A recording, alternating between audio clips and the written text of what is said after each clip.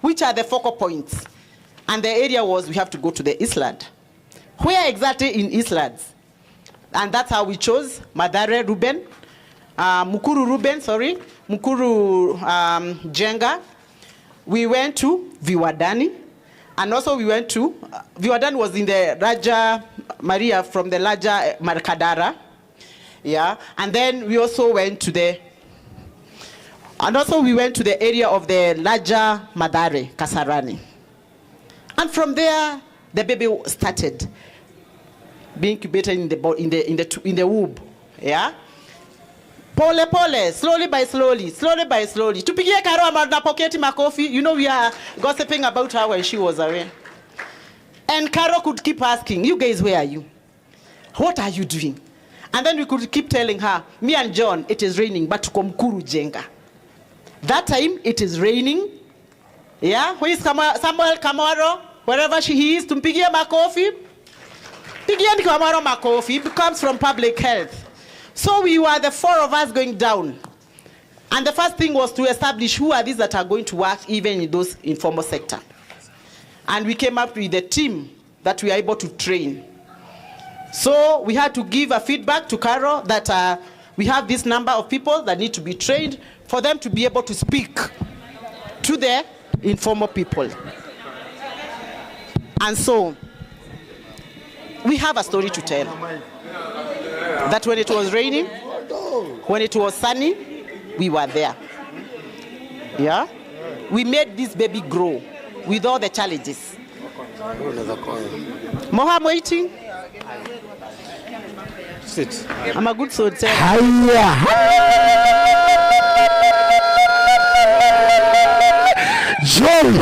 Joy. Dudu erobiro. Aya. Dudu erobiro.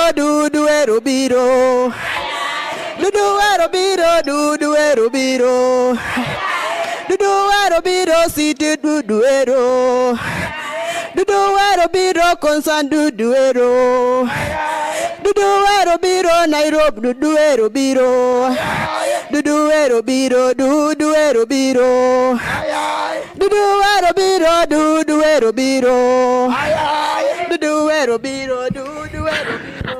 Ay, abilo matin police makagina ine Grand Rover.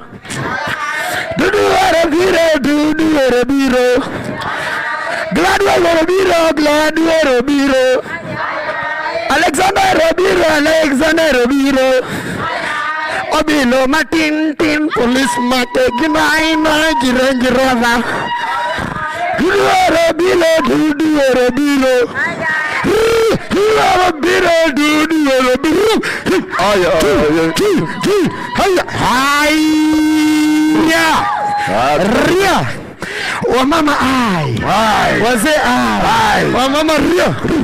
In front of you is Waraka Sub-County CHPs, and I'm here in front of you as a youth leader of Mathare North, and I want to talk in English, in mother tongue. Nataka kuongea kwa ile lugha mtaelewa, representing the ghetto youths. Nimeona hapa kila msena ni diglo, kila mtu ametoa mahindi njeis. Nimekama hapa kwanza renangua vitu zitakuwa njavya. Watu wamejaribu kunileteza usana duka ndio nitoke rakata. Lakini hivyo nimekama hivyo nikawa ngam. Nataka nende mbele ya Google. Kama piga topa, toa. Kama piga para piga para. Na kila mtu amke juu. Nataka tuombe na shente hizo. I want to pray in our language of the community, ghetto language. Okay, Sagugu na pekeneka tuzana gusa gudamnegi. Hapa kuna machaji na wazozo. Tumekama hapa kwanza renangua, tunataka hapa hata ikiwezekana hadi gizgizanzakwa. Vitu zote tunajaribu kupanjisha hapa zikuwe kilo. Wasawe kwa kemanji, wanjumanjoko huko Jays, makipikinyo, manyonyoi na machaji. Vitu zote zikiwa kwa mbutu hii, hakuna mtoto anacheza usrana du. Kwa hiyo naomba nikiamini. Dudu erobiro. Aya. Dudu erobiro.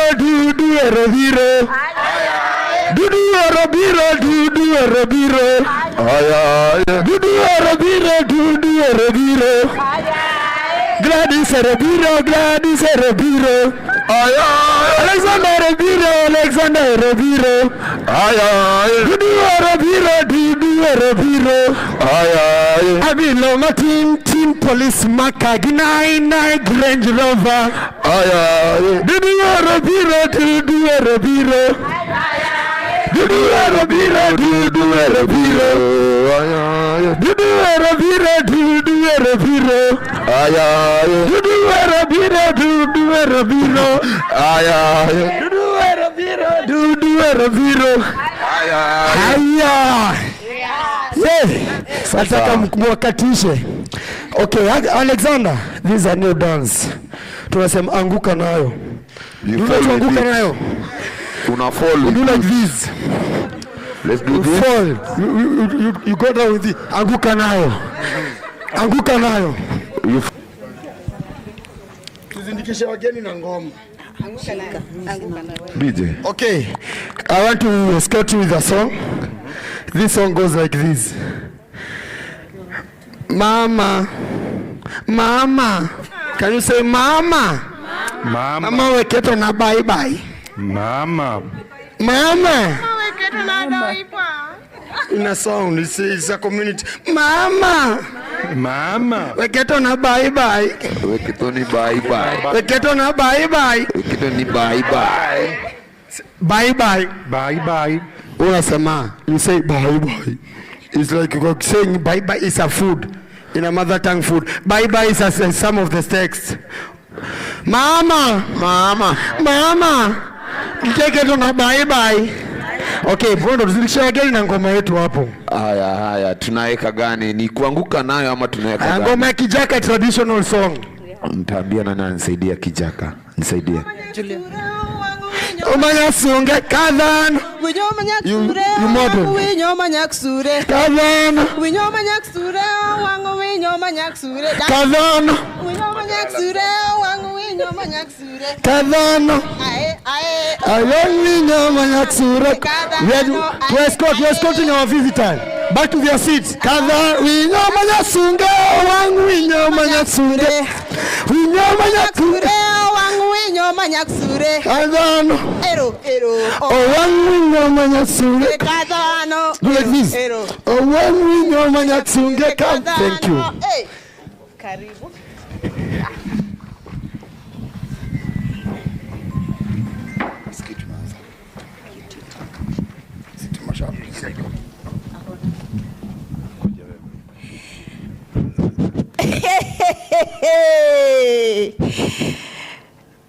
Mimi ninajua maisha ni vile umejipanga. Habari ya leo. Unaona vile watu wanafurahia? Hii ni muujiza. Hebu tuende hivi raundi. Uzuri ilikuja at a very timely time, Tumeenda a time when I've been told. A time when the agriculture people came around and told me about food groups. A time when I'm able to gather all these, I cook on the road and I sell. Unapika nini? This is a very beautiful time. Wacha nione mama. We waited for a baby Uish. and the baby came at the right time. Mama, when we don't ule even lack food, there is food security. When we come to motherhood, the 4 pillars, it is fully taken care of. Because I know I am supposed to go for antenatal clinic for at least 8 times before delivery. Madodo, dengu, kila kitu. This is all education from concern. The sub-county. And also the county government. Mama Maureen, habari ya leo? Hey, mmekuja. Naona unacheka tu hapa peke yako. Mimi furaha niko nayo. Bidii ya mzee naona vile iko. Bidii amefanya. Tumengoja sana lakini imekuja at the right time. Na nikuulize kitu moja. Juzi ulikuwa na sufuria 2 zimebondeka. Sasa unaona ni sufuria mpya 3. Ndio hii nimeweka ile. Siri ni gani? Nimeapply ile tuliambiwa food groups. Hii concern. Si walikuja. Concern? Ni siri gani walikuwa nayo hapo ndani? Wakakuja na county government.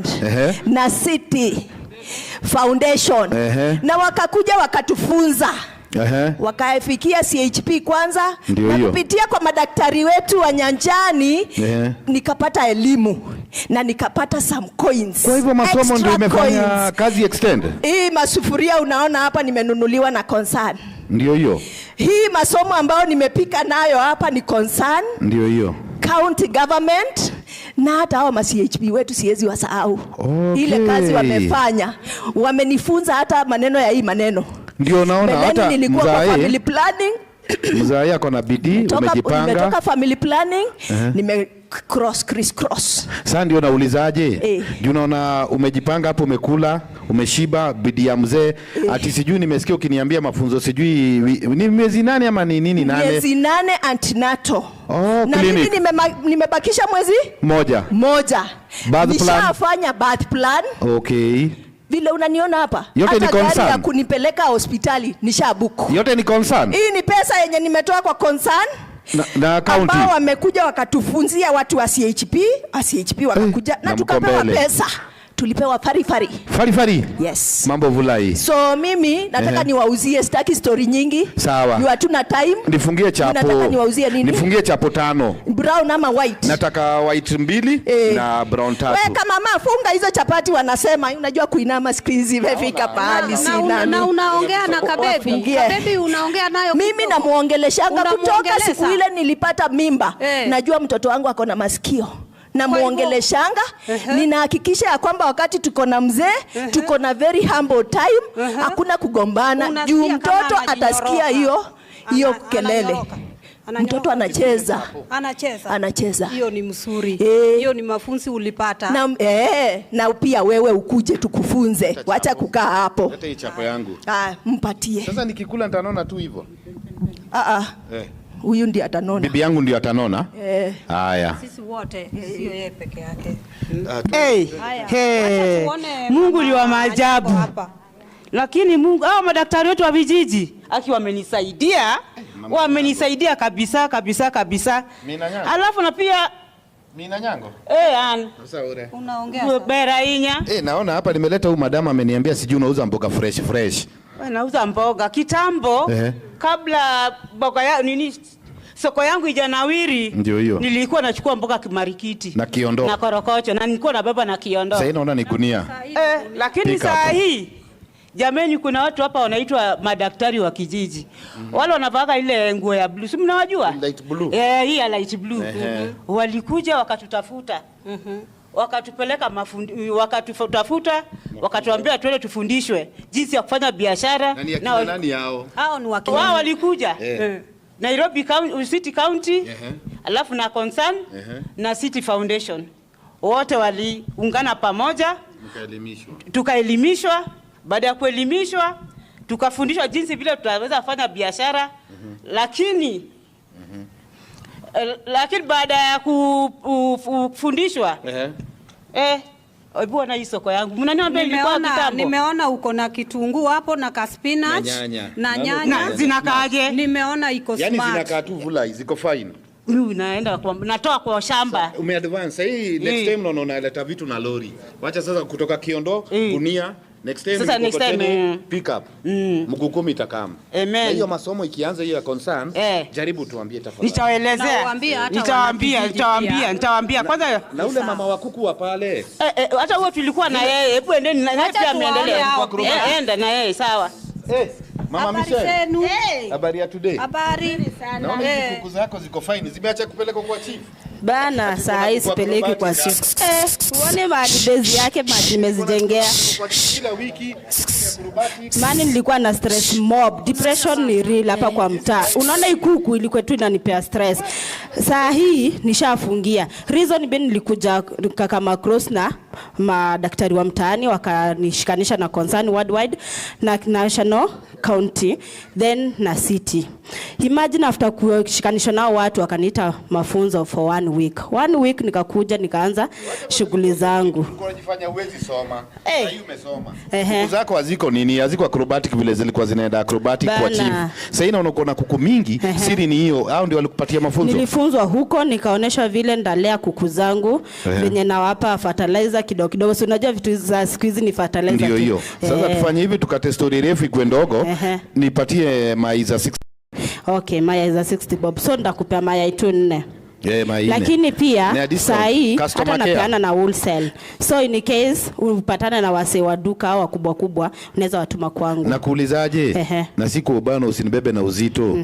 wewe ulipewa mafunzo bure, ukapewa pesa bure, haurudishi na interest, si uniongezee ya moja tu tamini appreciate kazi yako. Kwa hiyo unataka kila kitu pewe bure na unipatie mai ya bure. Hapa kwa mtaa sisi wenyewe ni watu wazima, lakini kurudi shule unapata hiyo time hatuna. Reason being hata niko na mtoto. Nimekuelewa. Mtoto wangu ni mdogo, nataka kumlea. Hafaa kwenda shuleni nini hizo shughuli zote. So siwezi kukuongeza kwa saizi. Na mama nani hajakuja kwa chama? Umeweka hata table banking. Hiyo mnafanya ya chama. Tulifundishwa hizo vitu zote, ndio maana unaona saa hii biashara yetu imeinuka. Imenawiri. Tulifundishwa hiyo savings, wenye mtu unafaa kupanga kazi yako, unapanga vizuri, unajipanga mpaka upate mpaka school fees ya watoto. Wacha tuende kwa mama Edith. Nasikia ako na shamba kwa boma. Nashindwa naekaje shamba kwa nyumba. Na Nairobi ni shamba la mawe. Haya. Twende. Mama Edith. Yes, habari zenyu. Mzuri sana. Mbona una smile? Nina smile kwa sababu mambo ni sawa. Una shine? Naona mambo yako si mbaya. Si mbaya. Mbona unaweka shamba hapa kwa mawe? Ni nini siri ni gani naona mboga zinamea? Siri ni niliitwa, ukaitika, daktari wa kijiji, nilikuja wakatuandikisha, tukaweza kwenda kwa mafunzo. Tulikuwa tunafunzwa na Concern Worldwide pamoja na serikali yetu, county. Na sijui wakatufunza mambo ya kitchen garden. Ndio hiyo. Hata mboga siku hizi atuendei kule. Ni hapa. Well, una supply? Kwa kibanda mimi ndio na. Una supply? Unawapea. Mboga managu, nyanya, terere, dhoroko zote. Nipatie hizi nyanya. Nyanya unauzaje? Nyanya ninauza 10. Ule mwenye kwa wholesale. Kwa wholesale. Nipatie hizo za wholesale hizo. Na nikuulize, hii mafunzo mlifunzwa, utaleta kwa mtaa huku ufundishe wengine? Mafunzo kwa mtaa, tumeanza kufunza hata vikundi za wamama. Hadi hizi mbegu mlipewa kweli ziko na nini zinamea poa hivyo? Tulipewa na seedling. Walituletea pamoja na hizi magunia mnaona. Hadi majembe. Tumepanda na kila kitu yote iko ndani. Ziko pale ndani? Tumepewa kila kitu. Oh, okay. Vitu za kulima pia na mbegu. Tukapanda na unaona matunda ndio hii. Sasa wacha si tuende kwa mama Jennifer tukamuone juu siku hizi nasikia pesa ya chama anatoa mapema. Hayuko in arrears. Wameendelea. Wacha tuende kwake. Wacha tuende kwa huyo mama. Mama Jennifer. Habari ya leo? Aya, hizi nguruwe zako zinapiga kelele. Unaliaje kapunda? We sasa hivi ukibizani na nguruwe nje. Nilikapana na watu wanafunza wakitumwa na watu wa Concern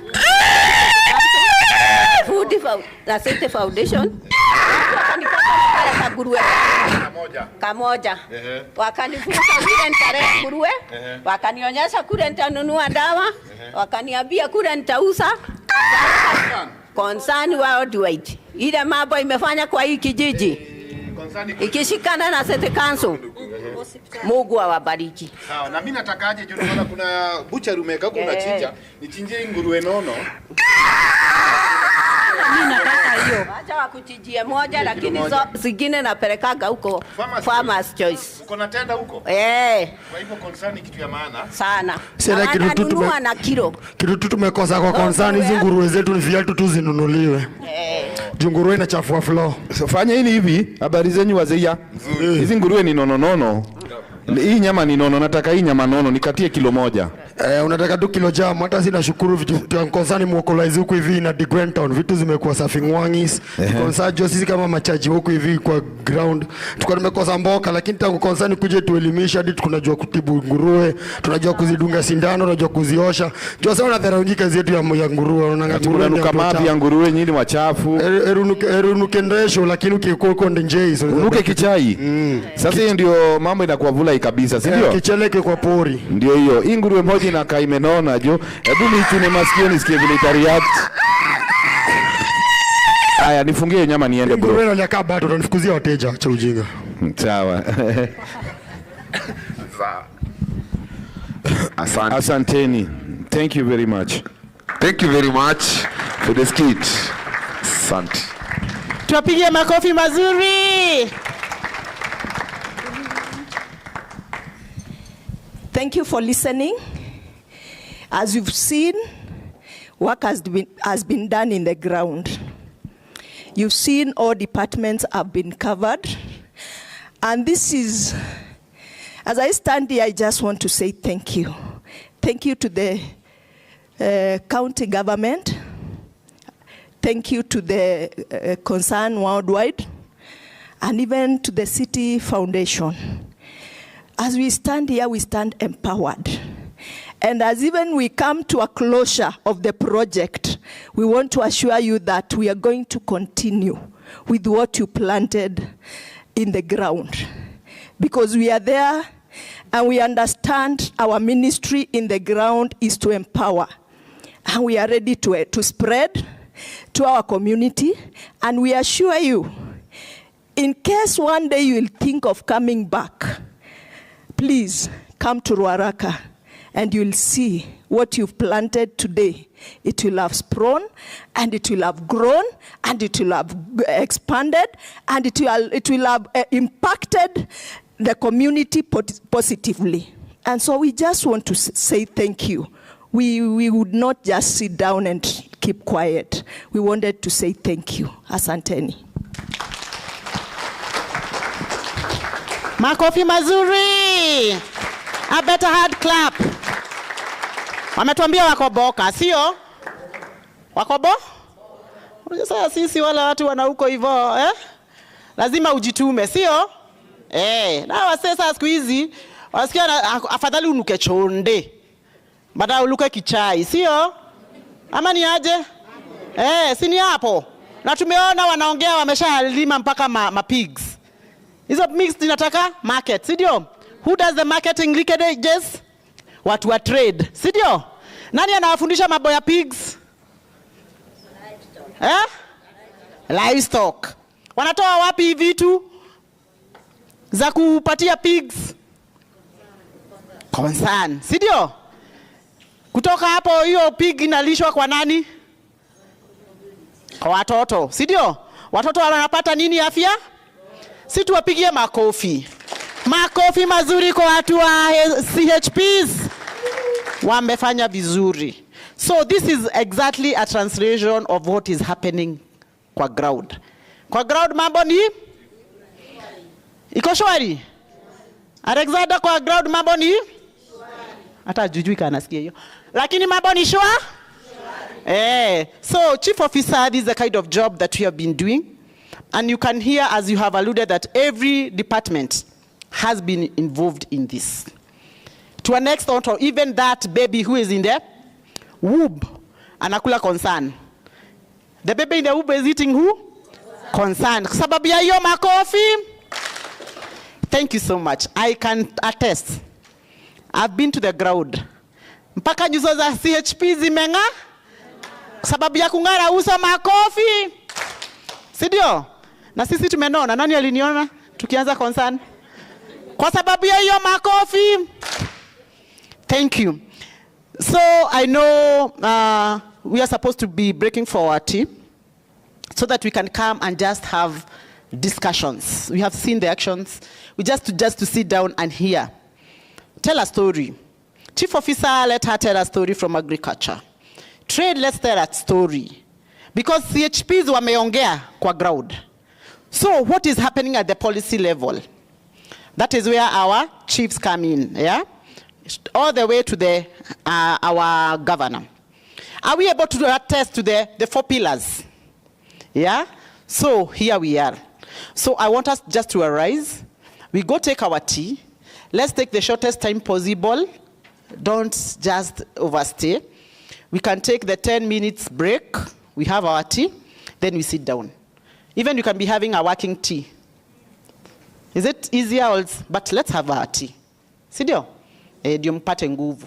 CHP ndio sasa mkuje mpige ile ukweli, sio? Now because you are getting to the speeches. Sidio? So yeah. And in this, let's have some order. I don't want us to crowd there. We start with the last table there. Or we start with the people from the legislation. I know they came so early. Kim, it will be very bad when me, Kemani, from public health. It will be very wrong for me just to close this session without you speaking. because we introduced, I know we had the 2 officers from your office, but it's also important that we recognize the good job that you're doing. So kindly, just come here, pick this mic and speak something. Just introduce yourself. There's a mic here. And then tell us about public health. Tumpigie makofi. Yeah, let Kim tell us, what has he been talking about to the CHPs and to the ground? Karibu.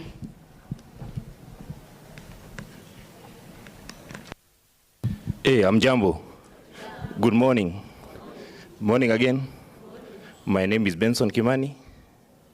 As she said, I'm a public health officer, Nairobi County. And we are glad. We have been, I think the most, tumefaidika zaidi with what concerns have been doing in the ground. You know, food, we can't talk of food security without talking about the food safety. We normally have trainings, and the entire trainings are supported by concern. Kwa ground tunasema, agriculture, they'll produce food. Veterinary, they'll produce food animals. But when it comes to consumption of food, it's public health. Na hapo ndio tunaingilia. We'll ensure we have safe food, available food, na iwe itatutosha, na tutashukuru sana tukipata adequate food and nutritious food. Asanteni sana.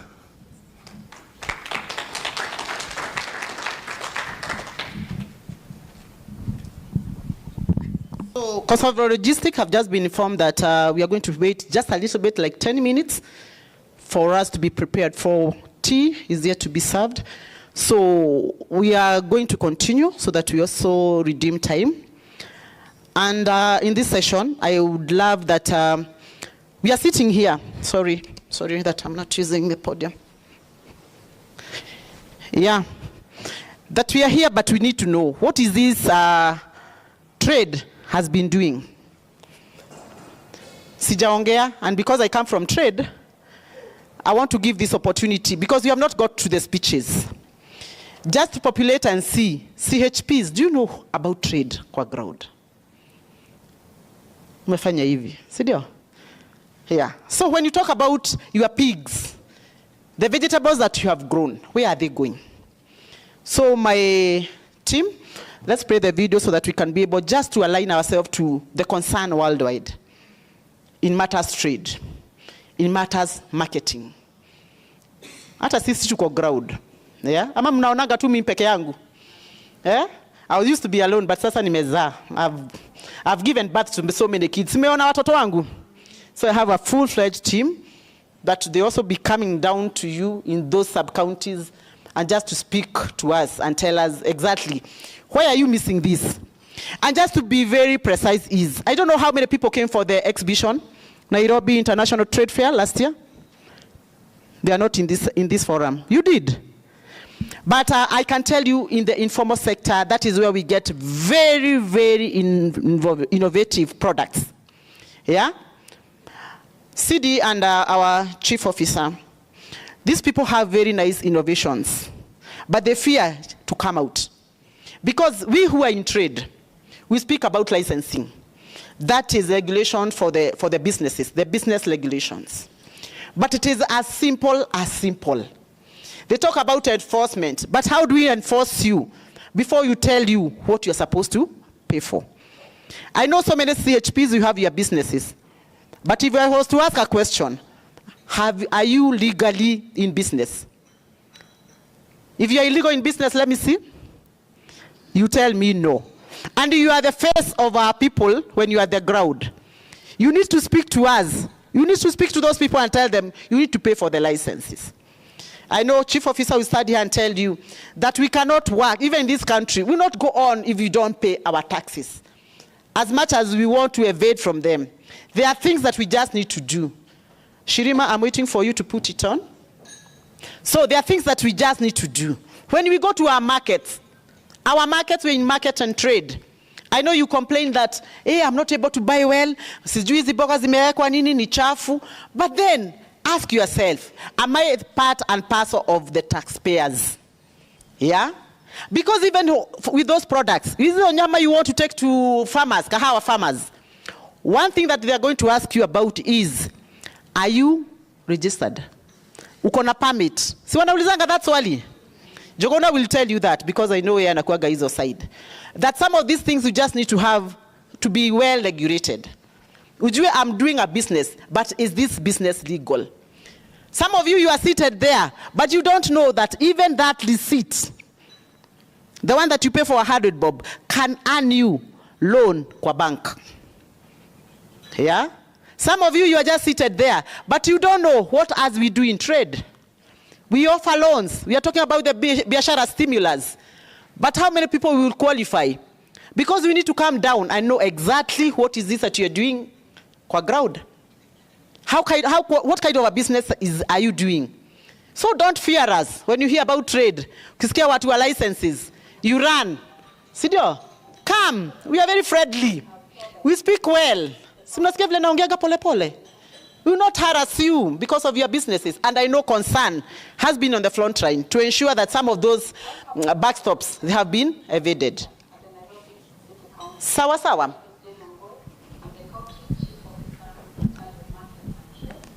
Here. Are we able to see? Or we put over our lights? In Nairobi and provide fair trade practices for our customers.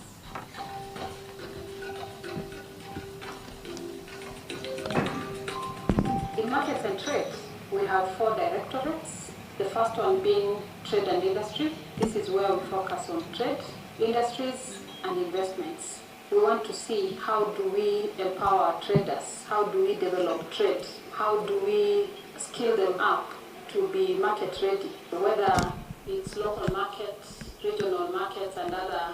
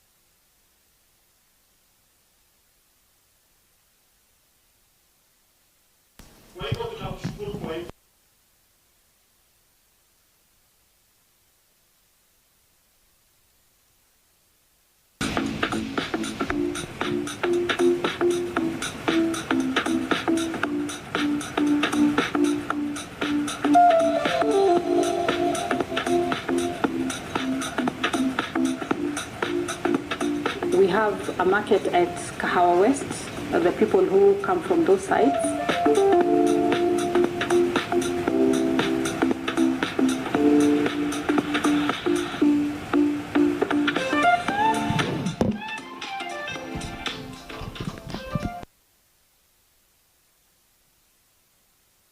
Kasi Jojo area, that is at 85%.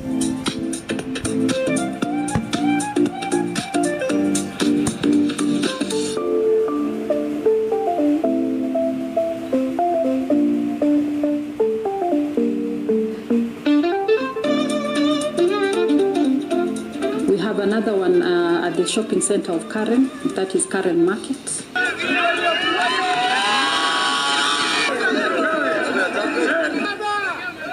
Leo ni siku ya furaha sana. Leo nimefurahi sana kufika hapa kurudi.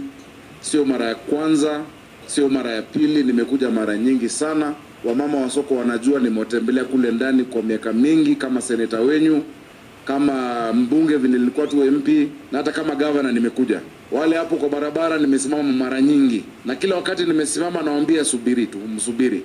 Tutakuja kuzindua soko ile ambayo tutaanza soko na tumalize. Si ndio hiyo?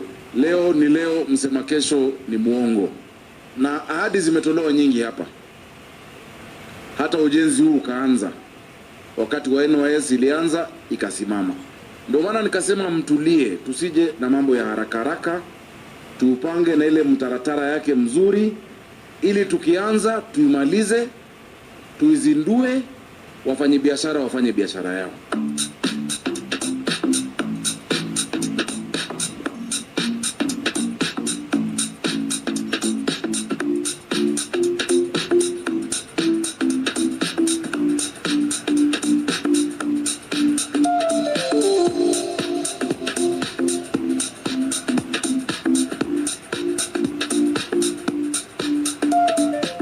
And we are going to ground break our newest market called Mira Market. It's a specialized market. It's going to be in Ziwani, Kariako, and then we also have a new market that we are also going to ground break very soon. That is in Dandora Phase 3. That is Dandora E Market. And by the way, we are even going to be opening a new market in Kware Road that has been constructed in partnership with the national government very soon.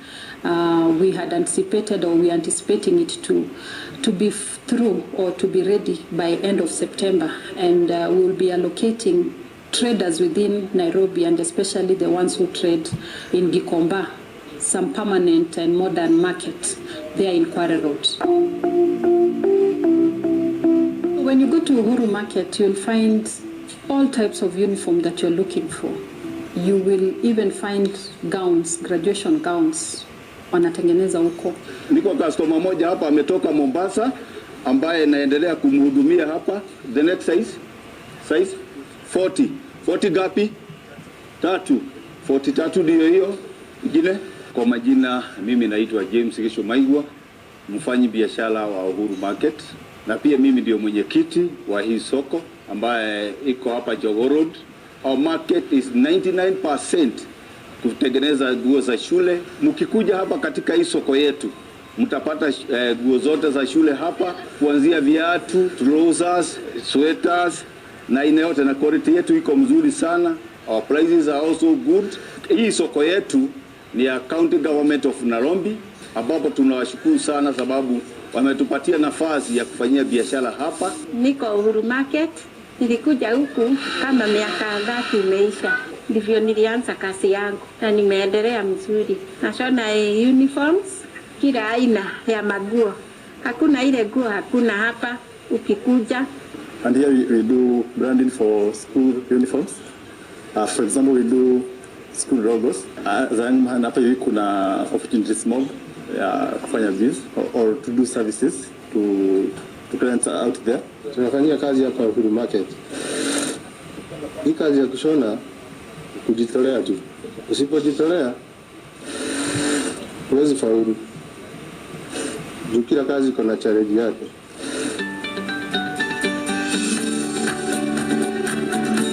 If you go back to Kware Road ambayo ndio Gikomba, you'll find the fresh fish. Sijui yenyu mnanunua wapi, but when you want fresh fish, Gikomba is the place to visit.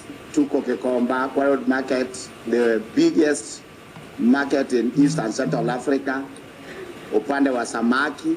This is the only market and only wholesale market for fish.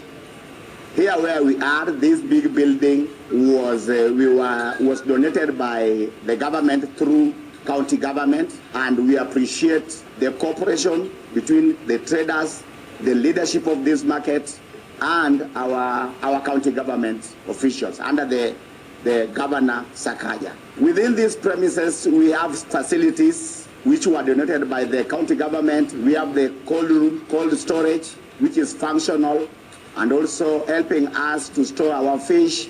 We have the water, piped water, running water, fresh. We thank God for the county government. County government imetusaidia, wametutengenezea mahali pa kuuza samaki, tuko na maji, tuko na stima, tuko na cold room iko hapa, tunaendelea mzuri kwa soko ya Gikomba. Namwambia Sakaja aendelea na kazi. Hiyo nyumba iko pande hiyo, tunaomba hiyo nyumba ishe, wale iko hapa chini warudi hapo. Naendelea na kazi bila anaendelea. As traders within Gikomba market, we appreciate the efforts of the national and the county government for helping us with the required documentation, or even the cold room we have around. It is on the opposite side, the cold room for fish, which is really functioning very well. And there's also clean water and fumigation also done by the county after every 6 months. So we do appreciate the effort of the county and the national government, which they are doing for us.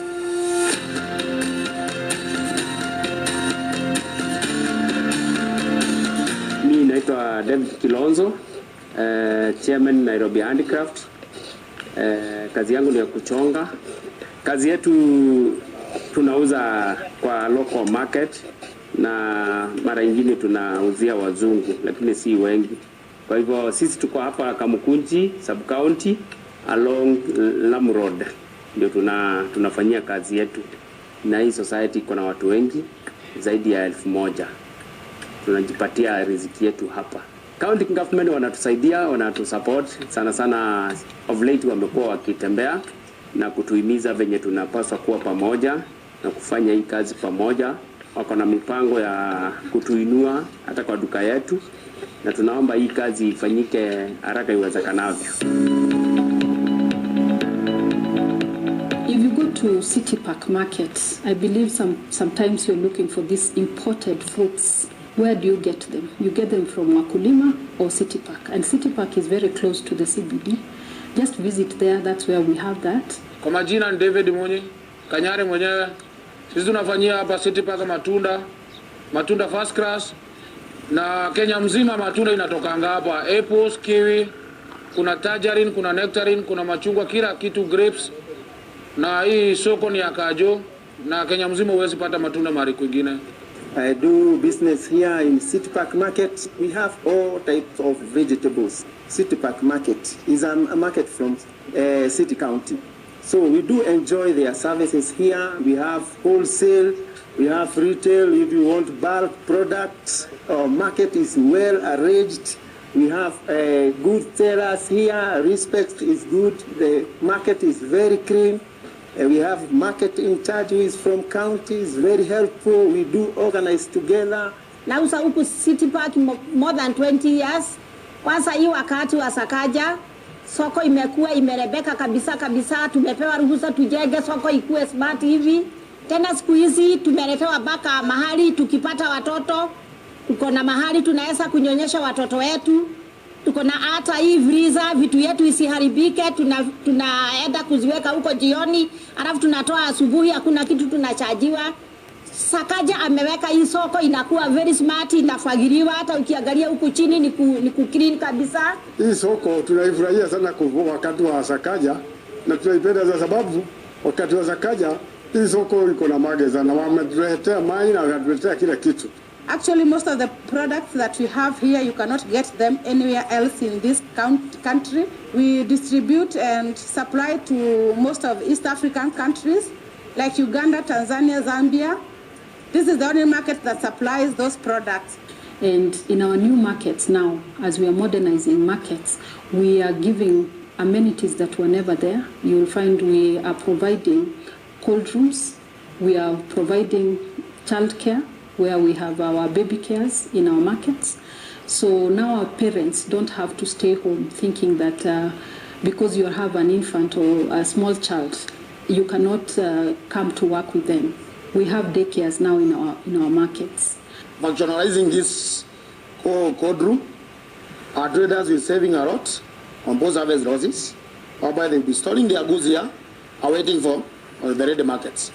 So as we go forward, we look for the duplication of more like this code rooms within our markets to ensure that we keep on improving and saving on cash. So it's a good move. And we thank the governor too for ensuring that this kind of development is taking place within our county. At Bama Market, I remember when Governor Sakaja was going around sensitizing Nairobians on his manifesto, he had promised those ladies outside the Bama Market to build them sheds. And right now, those sheds are there, they're modernized, and when you want kienyeji chicken, where do you get in this Nairobi? Go to Bama Market. In front of the Bama Market, you're going to get the kienyeji. Kwa majina naitwa Shadrack Bogwa. Mimi ni mfanyikazi wa biashara hapa Bama Market, na nyama ambao tunauza mahali hapa ni nyama safi, nyama nzuri. Karibu Nairobi yote nyama zinatoka hapa Bama, na hiyo nyama it is fully inspected, na hata ikiingia mahali hapa kuko na veterinary officer ambaye mwenyewe anakagua, anaangalia vile ilivyo. And we as women huwa tunashukuru sana kwa sababu the county imetuempower, tumekuwa na chance na opportunity ya kufanyia hapa kazi. So we are in a position whereby tunaweza kusomesha watoto wetu, kualisha we as women.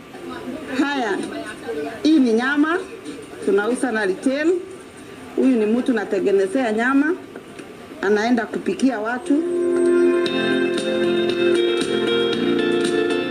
Ladies hair, where do you make your hair?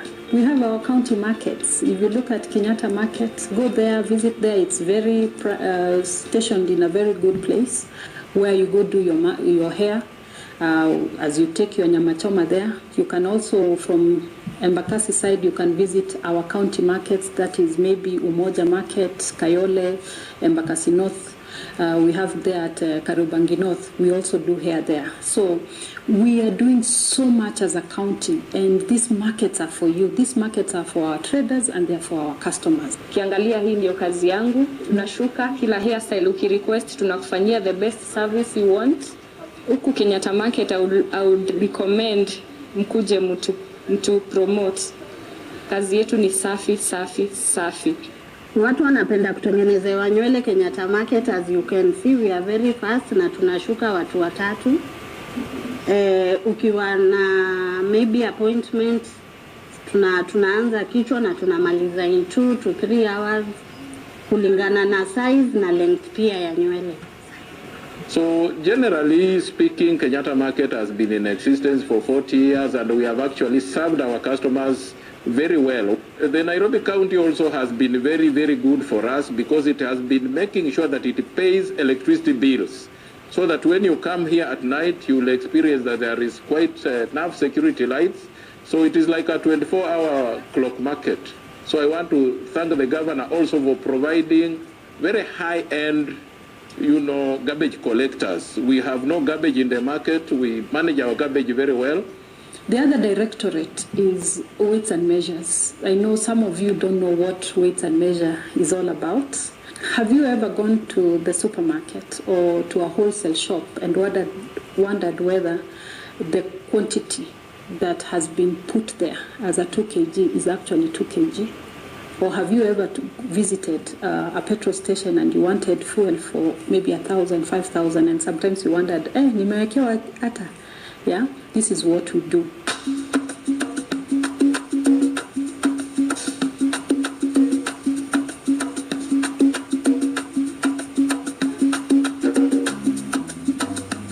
So we are here to ensure that they are using their farms correctly, or they are using accurate farms. In weights and measures, we perform various functions that include fair trading practices and consumer protection. At weights and measures, we do verification of weighing and measuring instruments.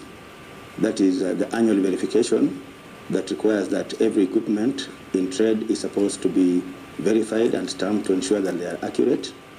We also conduct inspections of trade measurement equipment as well as prepacked goods to ensure that the customers have the right value for their money. In so doing also, we create a level playing ground among packers and manufacturers, because when the quantities are standardized, a level playing ground is created for them in the marketplace. So if you look at the ministers, it is within the range.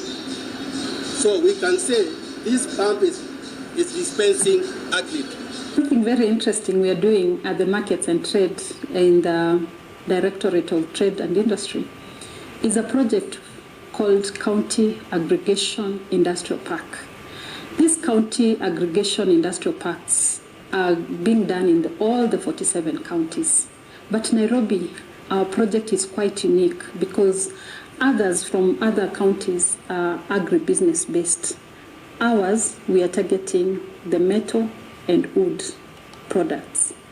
So all our artisans who deal with metal and wood, here we are building an industrial park for you, whereby we are going to offer you specialized machines for your trade. I know sometimes we are unable to compete globally because we do not have access to specialized machinery that can give you that joinery, when you want it, or the finish that you want to be able even to compete globally.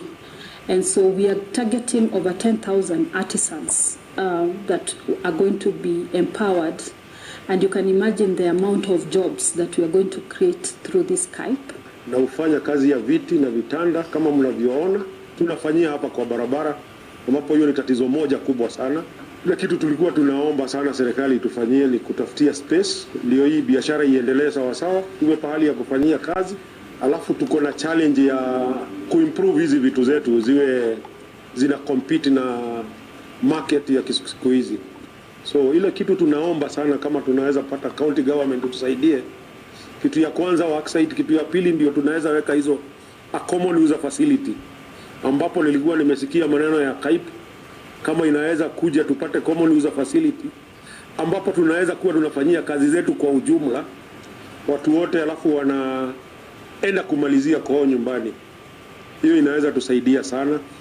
Majukumu tunapitia hapa ni display ndio hatuna, na pahali pa kutengenezea tena ni shida.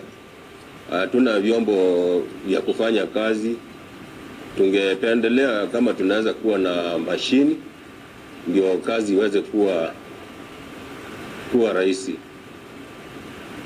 Kwa maana tena display ingekuwa mzuri, kwa maana vitu saa zingine tukiweka bila pahali pazuri inabidi wakati mvua inakuja inaharibu hizo vitu. So we welcome you, County, under the leadership of His Excellency the Governor has thought about you, and us as Markets and Trade, we are here to help you. It's an open policy. Let us talk to each other. Let us know your needs through the public participation we do as a county. And some of this.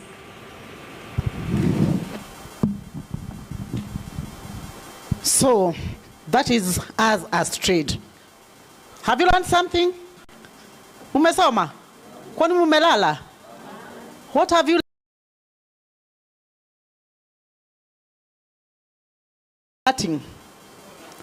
It is all round. So we cannot talk about trade when you don't talk about agriculture. Where these livestock? Mmeona nyama? Mama market. Samaki. Watu wa fish. Siziko huko? Yes, so that is trade for us. And as we are partnering with Concern Worldwide, these are some of the things that you need to see and tap and tell us, we have this is where we want to go. So don't just sit there. We have so much that we do as trade, and we are ready to listen to you and to work with you. You have seen all our markets that we are doing. We are constructing so many markets, around 20 markets. So don't sit in Nairobi and become a hawker. We don't want hawkers. We want people who are organized traders. Is it okay, CHPs? So even as you go down to speak about it, talk about organized trade. I know our video is just big. It is huge. It could have shown the people at the Smosha guys in the town, the back street. What are we doing with the people with the public health people as we work matters food in the city? So we have so much that we do as trade. So call us in the spaces that you feel that we need to collaborate with you so that we can continue. Yes, I know it was just a long morning session. Let's all of us stand up so that we break 40 for 20 minutes. And when we come, let's know who are these that we are talking about. You know, we are still in the initial stage. We are still in the introduction. We just wanted to know who are these that we are working with. I know we have not known who are the city foundation. Some people don't even know who is concerned. We are even put the t-shirt written concern, but who is this concern? They also need to tell us their story. Madam Chief is here. She needs to tell us, where are we in matters agriculture? Yeah? Even as we wait for the other chiefs to arrive. So, Jogona, so bless us 40. So that we go 40, and please let's use less than 15 minutes because we have so much to do. Let's come back so that I give back the mic to Concern Worldwide, Madam Carol, so that from there she's going to journey us in matters concern. Thank you. Jogon. Heavenly Father, we come before you with thanksgiving for having brought us here. Thank you, Father, for this meeting. Before us, there is something to eat and drink. May you bless it so that when we take it will be help us and help guide us in our health. Thank you. In Jesus' name we pray. Amen. So we bless you, T. Kindly feel free. And let's use some modality so that we just don't crowd there. We are starting with the guys at the registration desk, but our chief guest, we are going to serve you when you're seated. So let's start with the guys who came very...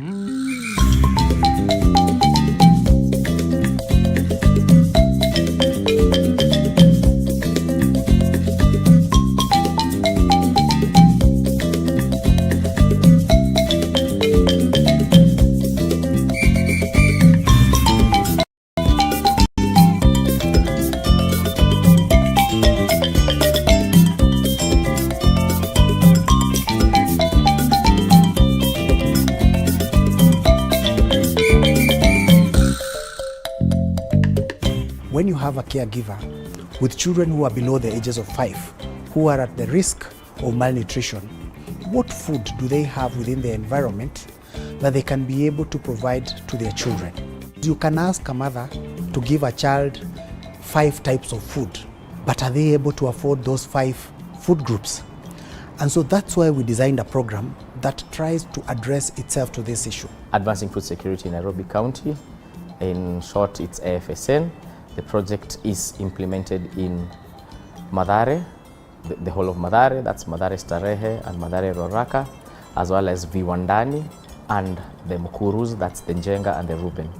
So the project has 2 objectives. The first objective is improving the access of nutritious and accessible food for poor and vulnerable program participants. We used mother-to-mother support groups, and as well as improving the livelihoods, we use the micro SMEs.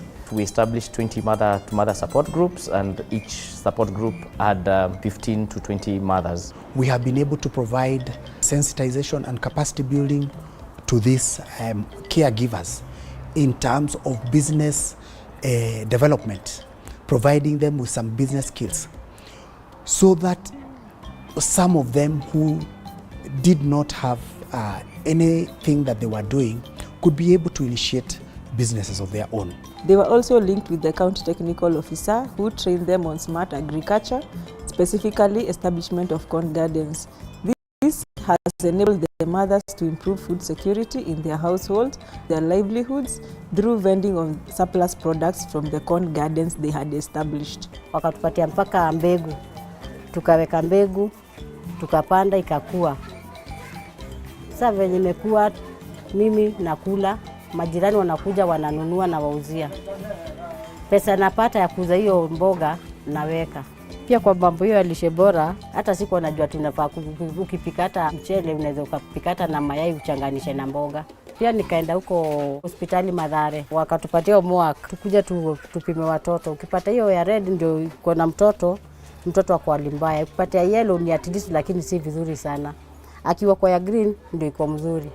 Mimi sana napimanga huyo wangu napata bado wako kwa hiyo ya green, hajatoka kwa hiyo green kabisa. Through the FSN we were able to train a lot of community health promoters to assist us in passing the message to the households. Because as much as we'll do so much within the vendor area, but now even at the household, how do they handle, how do they store, how do they cook, so that at least we can be able to minimize foodborne illnesses. And we know that approximately 70% of all the diarrheal infections are related to injection of contaminated water or food. But for the last 1 year, we've seen a decline in diarrheal diseases, especially within Nairobi. We were looking at interventions that are at the household level, where the child is, where the caregiver is, and looking also at the community level and also at the larger level where we have the key stakeholders and the people who influence how resources and how regulations driving the issues of food insecurity are processed within the county of Nairobi. Food safety is a myriad of activities, but unless you have a direction, and the only direction is to have policy directions within the county.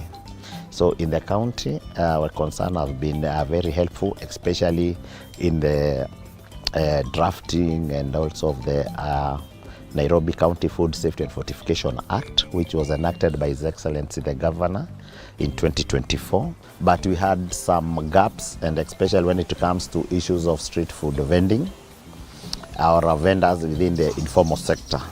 We had a gap, and concern already really came in, and we are at an advanced stage with the regulations. We are looking at maybe before the end of the year introducing the regulation into the assembly for enactment.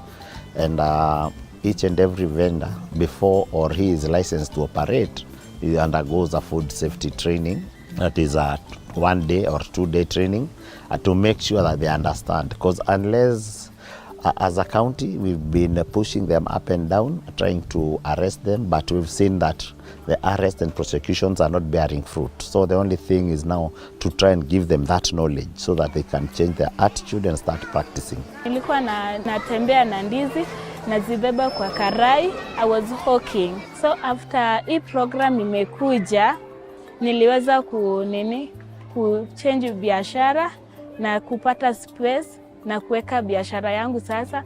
So nikaona kutembea, it was too tiresome. Kutembea na mtoto kwa mgongo, ukitembea na watoto wawili. Vile hii program ilikuja na ikatusaidia na pesa kidogo, nikaanza biashara sasa ya kukaa chini na ngojea customers. Tulisoma business, nikajua vile ku keep record, vile ku separate pesa personal money from pesa ya biashara, vile unaweza make community your ally.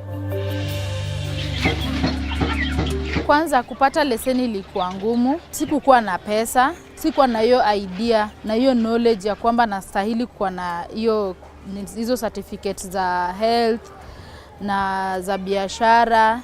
Hivyo basi ilikuwa ngumu sana kukosa fedha na pia watu kuja kunisumbua. Saa mara mingi nilikuwa nafunga biashara. Afsn ilitufundisha mambo ya agriculture, kama ni poultry farming, vile tunafaa kukuza hizi poultry farmings. And then I come to learn that nikieka kuku nafaa kuziraise juu ndio at least isipatane na kinyesi yake. So that will help me kukab hizi diseases ya kuku. Another thing walitufundisha about the vaccines za kuku in agriculture sector. And then walitusaidia pia sana kwa kutufundisha jinsi unavyoweka stocking. So unafaa kustock vitu zako, una open stock, unahesabu bidhaa ambavyo unauza. Kama mimi nauza maziwa, nauza kuku, nauza mayai na nauza mkate. Sometimes I may lose my birds. So there is a money that I put it aside. In case I come in terms of loss, I can compensate it. Na bado inaweza nisaidia not only to close my business, but it can still thrive even during the difficult moments that I'm going through in my business. Na naweza pata mayai crate 5 kwa siku. Alafu kwa hizi kuku bado nazichinja. Kuku moja inaweza nipea kilo 1.5 na 1.5 inaniletea like triple profit compared na ningeenda kwa soko niinunue. Kwa month naweza pata hata 7,000 in which inanisaidia kulipia mtoto daycare na tena kununua chakula kwa nyumba. na kulipa SHA. Sasa niko kwa Shop Sacco, ninaendelea kusave. Hapo ndo naweza borrow hata loan ya kuboost biashara. Based on the selection from the Nairobi City County, the SMEs were taken under rigorous training using the 17 steps concerned for income generating activities. It took them around 2 months for them to go under all those steps and eventually developing a business plan. So based on the business plan, all SMEs were able to identify the gaps within their businesses and what concern could assist them to close those gaps. We had 2 types of categories for the SMEs. We had those SMEs who were still on the low level, where they were just requiring grants for them to scale up, and some SMEs required various equipments. That's the capital expenditure in terms of capex for various equipments for them to scale up and improve the quality of their products. Tog Farm is majorly concentrating on dairy goat products, whereby I rear goats for milk, meat, and breeding services. After the training, I was fully equipped with skills, and business-wise, I can say it has really helped me because I had to identify myself in terms of now positioning my business. And then number 2 was all about now marketing of my product, then also branding of my product, and also doing a follow-up for future references, so that once I'm doing evaluation and monitoring, it could help me gauge my project if it is growing or if it is not growing. Business-wise, I can say it has really helped me because initially I didn't used to concentrate on even doing processing, whereby maybe doing yogurt making or cheese making. But having been taught the element of doing the processing part of it, you find that nowadays when I have surplus of milk because the number increased of the goats, I have some clients who like goat cheese, which is on a higher price than selling the raw milk. So that is also an addition that I usually get, and comparing to before sales that I usually had, I could get like maybe 5 liters to 6 liters per day of milk, but currently on a high peak I can get up to 15 liters a day, whereby I sell like for a liter it goes to 200 shilling. So you can approximate like maybe if I get 15 liters of milk, maybe I sell like 10 liters. That is 10 liters times 200 per day. I was looking on how to upscale my business so that it can be in another level, because I had some challenges on getting to where I wanted, because I wanted to start having hatchery on hatching eggs.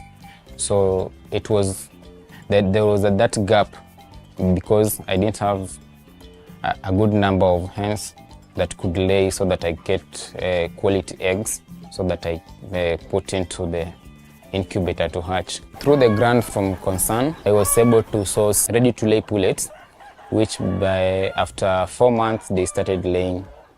So I have experienced an increase in production of eggs. I had also started incubating the eggs and selling the chicks to the local farmers. So rather than before, I was just collecting few eggs where I could sell to households, but I really wanted to have the bigger number, at least number that I can say today I'm collecting 20 eggs or a tray, which could not happen before I get the grant. But after the grant, there is that improvement, because I could buy quality feeds, and I improved on the number of birds that I wanted. Initially, I used to feed the animals with the leftover, which could result into low production of eggs. But currently, I've been feeding them with commercial feeds that has resulted into an increase in production of eggs. As part of bringing peer-to-peer learning within the project, we were able to mentor our SMEs by linking a very well-established SME who was already established, put his product into market and registers his products with KEBS, with an SME who's still at infancy, just starting out, for them to learn the pitfalls and how the journey of entrepreneurship goes. And based on this, They have been able to encourage the infant entrepreneurs in the project to have a vision of growing up to the level of the established SMEs. Whenever I need any assist, for example, on veterinary services, it is now very simple because through the training I did the networking. With the current production, I have been able to reach a wider market range than initial market that I had. A customer can call that I need a tray or 10 eggs, so I do the free service of delivering. The FSN program's approach goes beyond issuance of grants. By focusing on both food availability through gardening and micro businesses and food utilization through improved nutrition, knowledge and practices, FSN offers a blueprint for scalable, locally led responses for urban food insecurity. We have been investing our time and resources towards ensuring that the communities that we work with, not only are they able to put food on the table, and they're not only able to address their nutrition needs, but they are also able to build resilience in the long term so that they do not face similar challenges in terms of accessing and utilization of food in the future.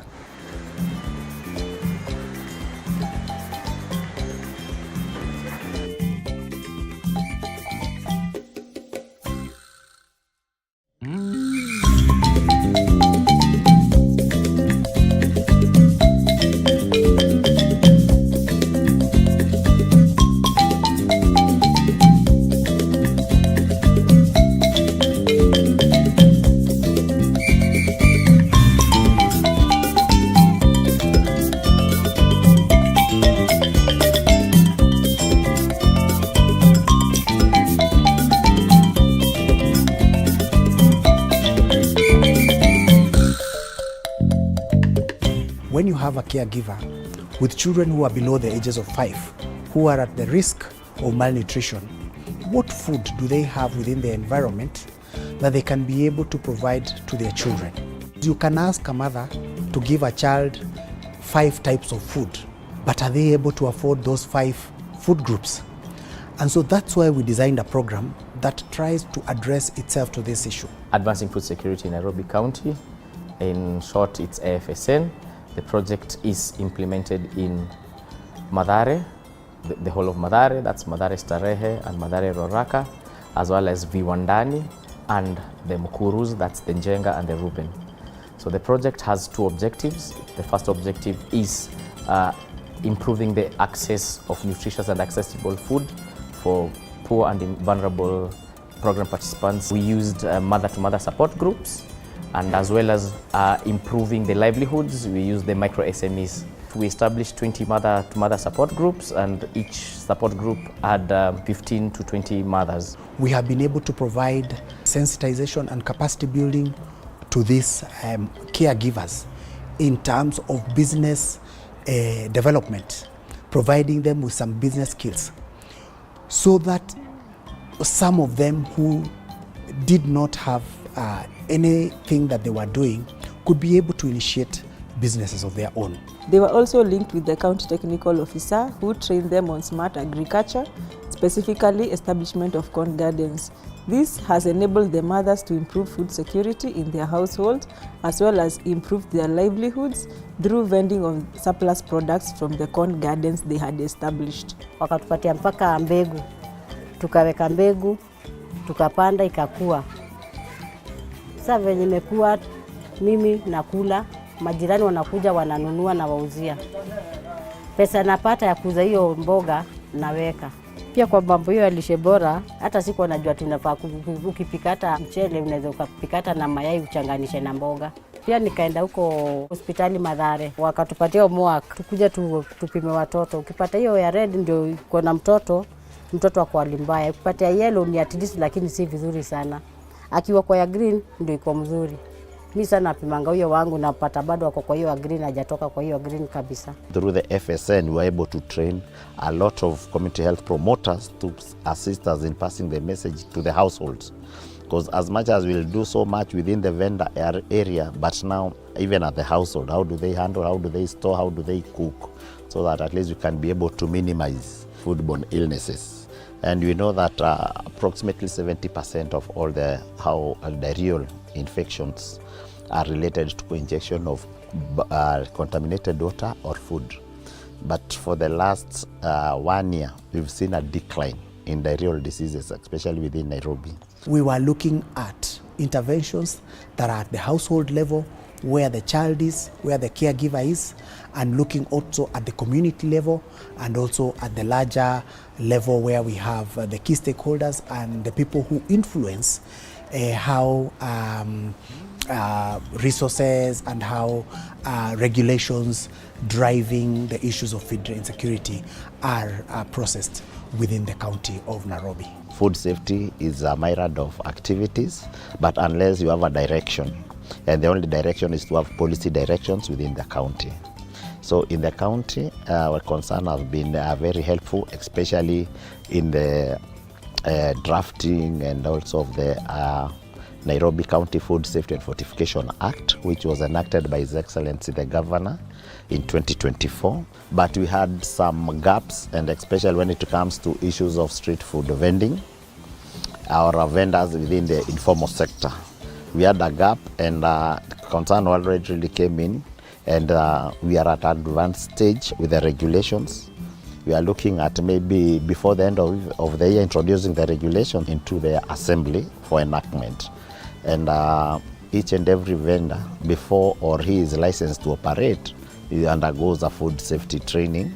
That is a 1 day or 2 day training to make sure that they understand. Because unless, as a county, we've been pushing them up and down, trying to arrest them, but we've seen that the arrest and prosecutions are not bearing fruit. So the only thing is now to try and give them that knowledge so that they can change their attitude and start practicing. Nilikuwa natembea na ndizi, nazibeba kwa karai. I was hawking. So after hii program imekuja, niliweza kuchange biashara na kupata space na kuweka biashara yangu sasa. So nikaona kutembea, it was too tiresome. Kutembea na mtoto kwa mgongo, ukitembea na watoto wawili. Vile hii program ilikuja na ikatusaidia na pesa kidogo, nikaanza biashara sasa ya kukaa chini na ngojea customers. Tulisoma business, nikajua vile ku keep record, vile kuseparate pesa personal money from pesa ya biashara, vile unaweza make community your ally. Kwanza kupata leseni ilikuwa ngumu, sikukuwa na pesa, sikuwa na hiyo idea na hiyo knowledge ya kwamba nastahili kuwa na hizo certificates za health na za biashara. Hivyo basi ilikuwa ngumu sana kukosa fedha na pia watu kuja kunisumbua. Saa mara mingi nilikuwa nafunga biashara. Afsn ilitufundisha mambo ya agriculture, kama ni poultry farming, vile tunafaa kukuza hizi poultry farmings. And then I come to learn that nikieka kuku nafaa kuziraise juu ndio at least isipatane na kinyesi yake. So that will help me kukabizi diseases ya kuku. Another thing walitufundisha about the vaccines za kuku in agriculture sector. And then walitusaidia pia sana kwa kutufundisha jinsi unavyoweka stocking. So unafaa kustock vitu zako, una open stock, una hesabu bidhaa ambavyo unauza. Kama mimi nauza maziwa, nauza kuku, nauza mayai na nauza mkate. Sometimes I may lose my birds. So there is a money that I put it aside. In case I come in terms of loss, I can compensate it. Na bado inaweza nisaidia not only to close my business, but it can still thrive even during the difficult moments that I'm going through in my business. Na naweza pata mayai crate. Alafu kwa hizi kuku bado nazichinja. Kuku moja inaweza 0.5 na 1.5 inaniletea like triple profit compared na ningeenda kwa soko niinunue. Kwa month naweza pata hata 7,000 in which inanisaidia kulipia mtoto daycare na tena kununua chakula kwa nyumba na kulipa SHA. Sasa niko kwa Shofco Sacco, ninaendelea kusave. Hapo ndo naweza borrow hata loan ya kuboost biashara. Based on the selection from the Nairobi City County, the SMEs were taken under rigorous training using the 17 steps concerned for income generating activities. It took them around 2 months for them to go under all those steps and eventually developing a business plan. So based on the business plan, all SMEs were able to identify the gaps within their businesses and what concern could assist them to close those gaps. We had 2 types of categories for the SMEs. We had those SMEs who were still at the low level, where they were just requiring grants for them to scale up, and some SMEs required various equipments. That's the capital expenditure in terms of capex for various equipments for them to scale up and improve the quality of their products. Tog Farm is majorly concentrating on dairy goat products, whereby I rear goats for milk, meat, and breeding services. After the training, I was fully equipped with skills, and business-wise, I can say it has really helped me because I had to identify myself in terms of now positioning my business. And then number 2 was all about now marketing of my product, then also branding of my product, and also doing a follow-up for future references, so that once I'm doing evaluation and monitoring, it could help me gauge my project if it is growing or if it is not growing. Business-wise, I can say it has really helped me because initially I didn't used to concentrate on even doing processing, whereby maybe doing yogurt making or cheese making.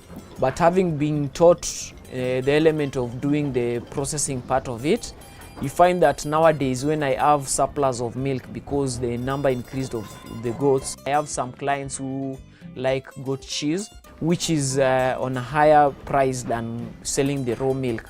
So that is also an addition that I usually get, and comparing to before sales that I usually had, I could get like maybe 5 liters to 6 liters per day of milk, but currently on a high peak I can get up to 15 liters a day, whereby I sell like for a liter it goes to 200 shilling. So you can approximate like maybe if I get 15 liters of milk, maybe I sell like 10 liters. That is 10 liters times 200 per day. I was looking on how to upscale my business so that it can be in another level, because I had some challenges on getting to where I wanted, because I wanted to start having hatchery on hatching eggs. So it was that there was that gap, because I didn't have a good number of hens that could lay so that I get quality eggs, so that I put into the incubator to hatch. Through the grant from Concern, I was able to source ready-to-lay pullets, which after 4 months they started laying. So I have experienced an increase in production of eggs. I had also started incubating the eggs and selling the chicks to the local farmers. So rather than before, I was just collecting few eggs where I could sell to households, but I really wanted to have the bigger number, at least number that I can say today I'm collecting 20 eggs or a tray, which could not happen before I get the grant. But after the grant, there is that improvement, because I could buy quality feeds, and I improved on the number of birds that I wanted. Initially, I used to feed the animals with the leftover, which could result into low production of eggs. But currently, I've been feeding them with commercial feeds that has resulted into an increase in production of eggs. As part of bringing peer-to-peer learning within the project, we were able to mentor our SMEs by linking a very well-established SME who was already established, put his product into market and registers his products with KEBS, with an SME who's still at infancy, just starting out, for them to learn the pitfalls and how the journey of entrepreneurship goes.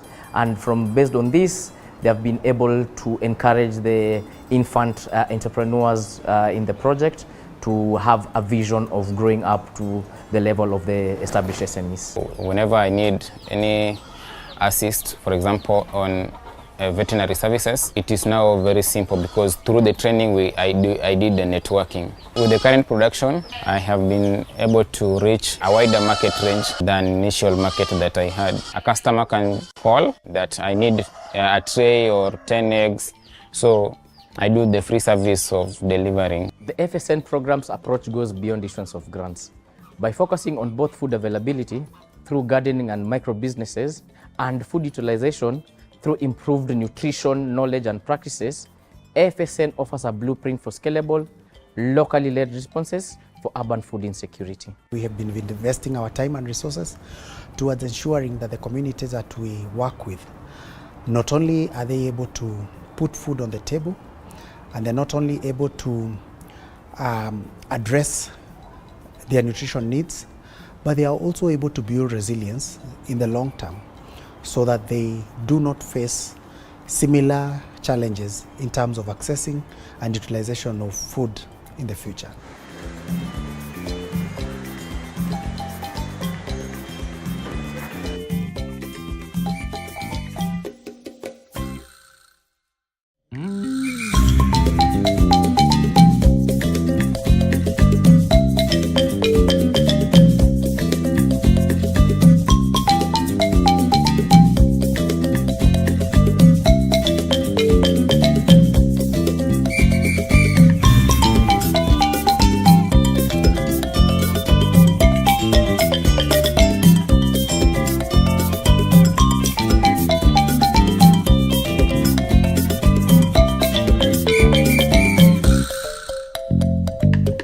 When you have a caregiver with children who are below the ages of 5, who are at the risk of malnutrition, what food do they have within their environment that they can be able to provide to their children? You can ask a mother to give a child 5 types of food, but are they able to afford those 5 food groups? And so that's why we designed a program that tries to address itself to this issue. Advancing food security in Nairobi County, in short it's AFSN. The project is implemented in Mathare, the whole of Mathare, that's Mathare Starehe and Mathare Roraka, as well as Viwandani and the Mukurus, that's the Njenga and the Ruben. So the project has 2 objectives. The first objective is improving the access of nutritious and accessible food for poor and vulnerable program participants. We used mother-to-mother support groups, and as well as improving the livelihoods, we use the micro SMEs. We established 20 mother-to-mother support groups, and each support group had 15 to 20 mothers. We have been able to provide sensitization and capacity building to these caregivers in terms of business development, providing them with some business skills, so that some of them who did not have anything that they were doing could be able to initiate businesses of their own. They were also linked with the county technical officer who trained them on smart agriculture, specifically establishment of corn gardens. This has enabled the mothers to improve food security in their household, as well as improve their livelihoods through vending of surplus products from the corn gardens they had established. Wakatupatia mpaka mbegu, tukaweka mbegu, tukapanda ikakua. Sasa venye imekuwa, mimi nakula, majirani wanakuja wananunua na wauzia. Pesa napata ya kuuza hiyo mboga naweka. Pia kwa mambo hiyo ya lishe bora, hata siku najua tunafaa ukipika hata mchele unaweza ukapika hata na mayai uchanganishe na mboga. Pia nikaenda huko hospitali Mathare, wakatupatia homework tukuja tupime watoto. Ukipata hiyo ya red ndio uko na mtoto wako hali mbaya. Ukipata yellow ni at least. Very quiet. Here she is. Madam Caro. Thank you, Regina. So to introduce myself, I'm Caroline Mogo. I work with Concern Worldwide as a health and nutrition program coordinator. So before taking you through what Concern was doing, we have a video that we want to show some testimonies from our participants that we've worked with. So Regina gave a very good introduction about malnutrition and the role of most sectoral collaboration in reduction of malnutrition. So why Nairobi informal settlement? So why did Concern feel it was important to introduce this project in the Nairobi informal settlement? So unfortunately, in the Nairobi informal settlement, when you talk about the child nutrition status, they are very poor. I can speak about two that we monitor. The first one is wasting. So when you talk of wasting, you are talking of a child who is thin. So which is not good for their health. So when you look at Nairobi, in terms of wasting, we approximate like 1 in 5 children are wasted. We approximate 3% of the children are wasted. So that figure might seem small. You might just say just 3%. But now Nairobi has a very high population of under 5. So in absolute numbers, those are so many children. So we are talking of 41,000 children who are wasted in Nairobi. So looking at Kenya, Nairobi is like almost the top 5 in terms of wasting numbers. But when you look at maybe the prevalence is small.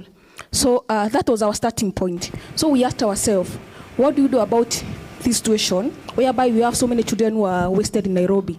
So Regina has talked so much about now the collaboration. So when you talk about nutrition, there are some things that you can do to improve nutrition. But now it cannot always only be nutrition. We have to work with other sectors. So for instance, agriculture. See, for you to be good, you have to eat food. So you have to have food. So you have to think about agriculture. You have to think about issues of public health, issues of water, issues of safety.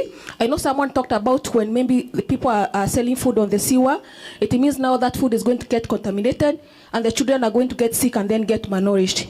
And then again, looking at Nairobi, in terms of now food, I know it has been alluded earlier on, most of the food gets from outside. So Nairobi is not a net producer of agriculture, but food now comes in. So we want to look at all that to see how do we best tackle this challenge of malnutrition in Nairobi. So we came up with a concept of trying to see, in terms of now making sure there's food. We work with mother-to-mother support groups. So that now we teach them the concept of having urban kitchen gardens. So that they're able to grow some vegetables that they can give their children, their households, and then sell the excess.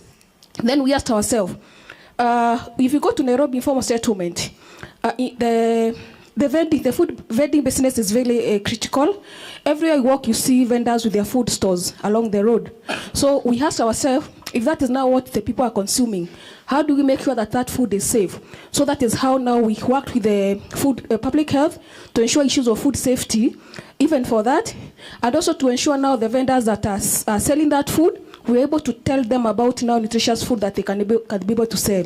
So lastly, now for the mothers of children, small children, in terms of now we say they're not producing food in Nairobi, so they are buying food, but do they have money? So we found that most of them are not able to have cash, so that they're able to buy that food.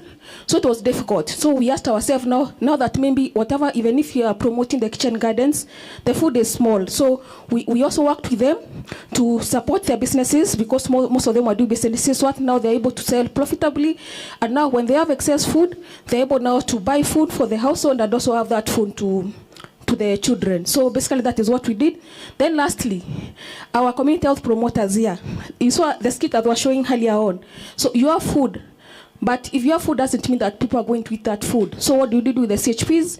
We trained them so that now they're able to counsel the mothers on the right food for the children, and them talking about the ANC visit when a mother is pregnant, what are they supposed to do? When a child is small, I had them talking about 5 food groups. So we're able to teach them all that, so that now they're able to go to the community and teach that to the mothers. So before I go through the project overview, I want to show a video that can show now from the testimonials from the people we are working with, how that has worked for them. So I'll play the video, then I'll come back to tell you more about the project. Thank you.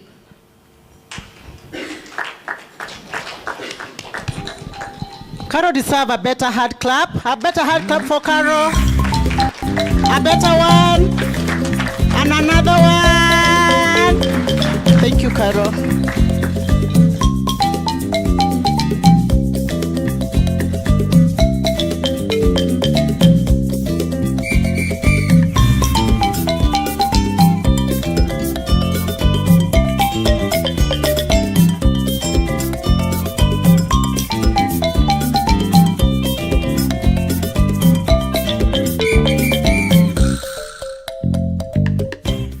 have a caregiver with children who are below the ages of 5, who are at the risk of malnutrition, what food do they have within the environment that they can be able to provide to their children?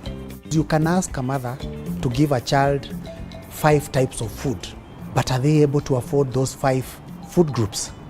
And so that's why we designed a program that tries to address itself to this issue. Advancing food security in Nairobi County, in short it's Afsn.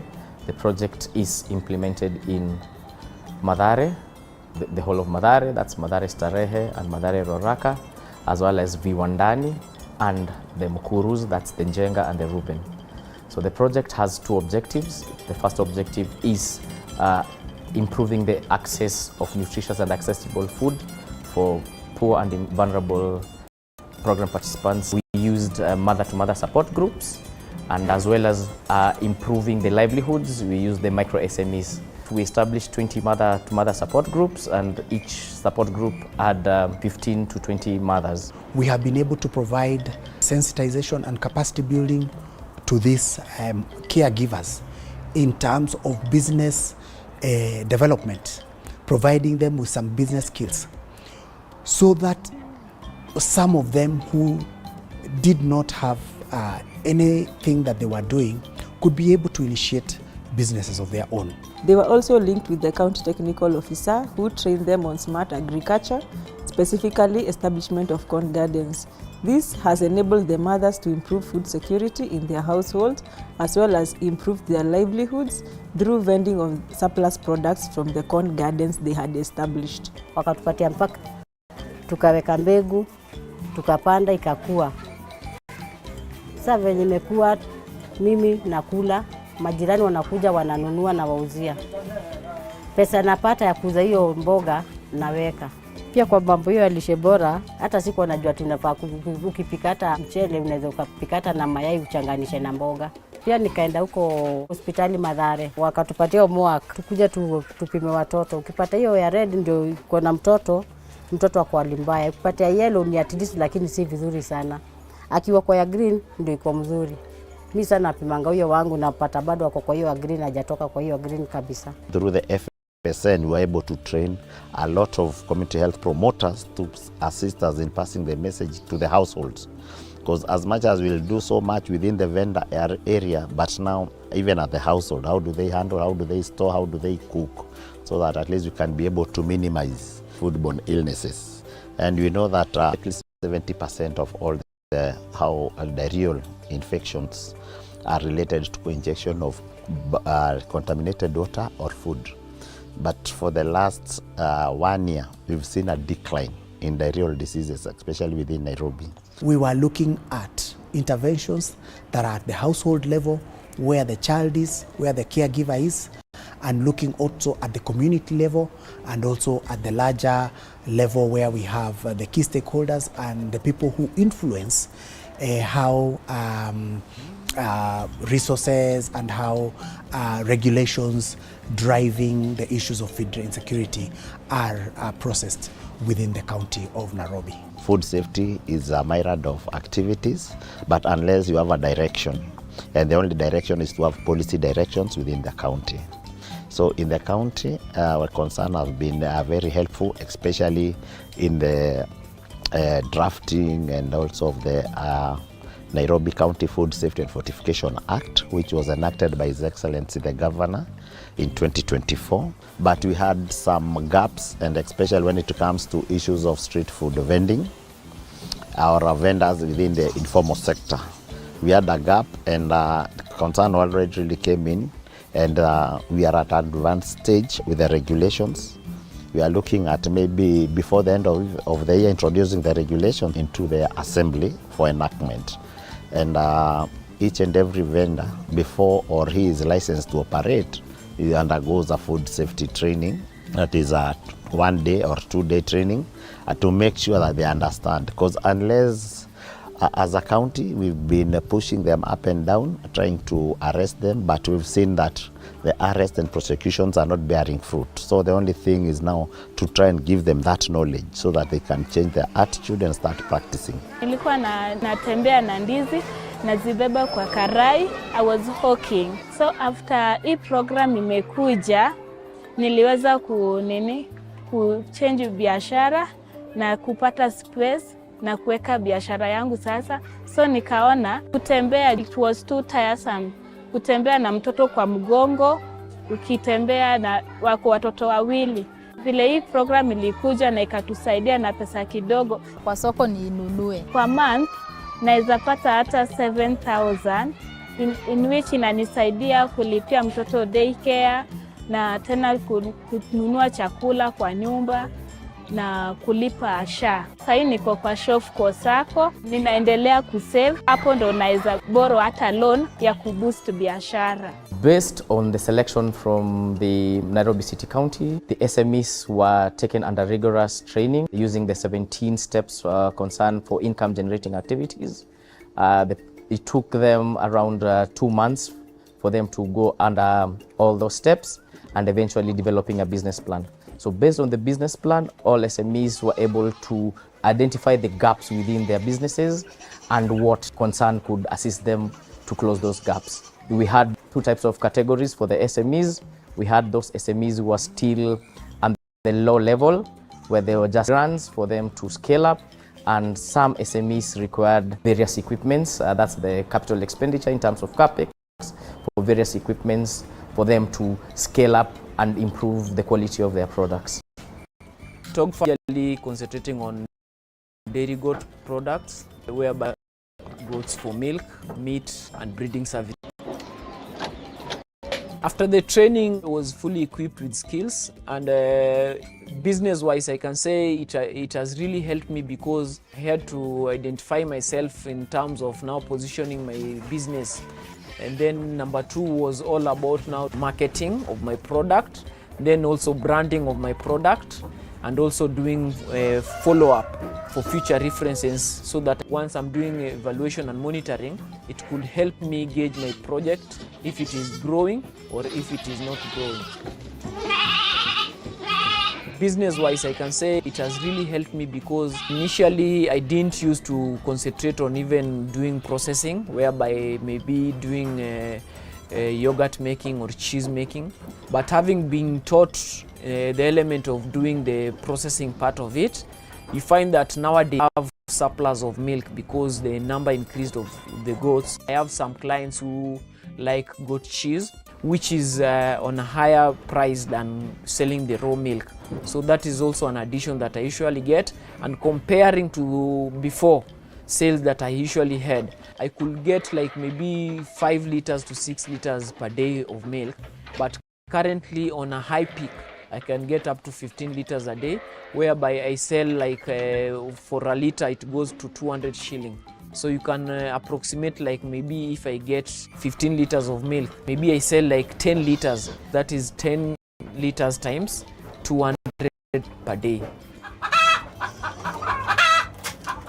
I was looking on how to upscale my business so that it can be in another level, because I had some challenges on getting to where I wanted, because I wanted to start having hatchery on hatching eggs.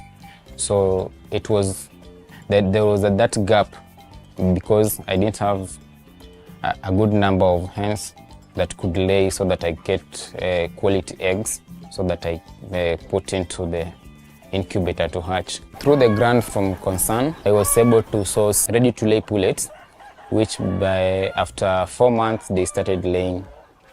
So I have experienced an increase in production of eggs. I had also started incubating the eggs and selling the chicks to the local farmers. So rather than before, I was just collecting few eggs where I could sell to households, but I really wanted to have the bigger number, at least number that I can say today I'm collecting 20 eggs or a tray, which could not happen before I get the grant. But after the grant, there is that improvement, because I could buy quality feeds, and I improved on the number of birds that I wanted. Initially, I used to feed the animals with the leftover, which could result into low production of eggs. But currently, I've been feeding them with commercial feeds that has resulted into an increase in production of eggs. As part of bringing peer-to-peer learning within the project, we were able to mentor our SMEs by linking a very well-established SME who has already established, put his product into market and registers his products with KEBS, with an SME who's still at infancy, just starting out, for them to learn the pitfalls and how the journey of entrepreneurship goes. And based on this, they have been able to encourage the infant entrepreneurs in the project to have a vision up to the level of the established SMEs. Whenever I need any assist, for example, on veterinary services, it is now very simple because through the training I did the networking. With the current production, I have been able to reach a wider market range than initial market that I had. A customer can call that I need a tray or 10 eggs, so I do the free service of delivering. The FSN program's approach goes beyond issuance of grants. By focusing on both food availability through gardening and micro businesses and food utilization through improved nutrition, knowledge and practices, FSN offers a blueprint for scalable, locally led responses for urban food insecurity. We have been investing our time and resources towards ensuring that the communities that we work with, not only are they able to put food on the table, and they're not only able to address their nutrition needs, but they are also able to build resilience in the long term so that they do not face similar challenges in terms of accessing and utilization of food in the future.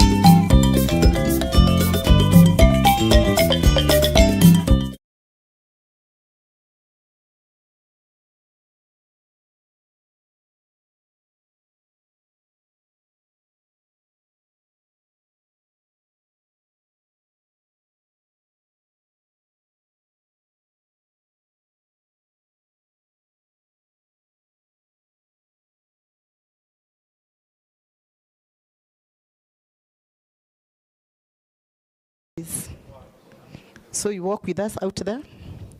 Just come, I show you where they are. Yes, tumpigie makofi tunapotoka na Alexandra. Tumpigie makofi tena. So that he can open for us the session. Here. Moha, we are ready.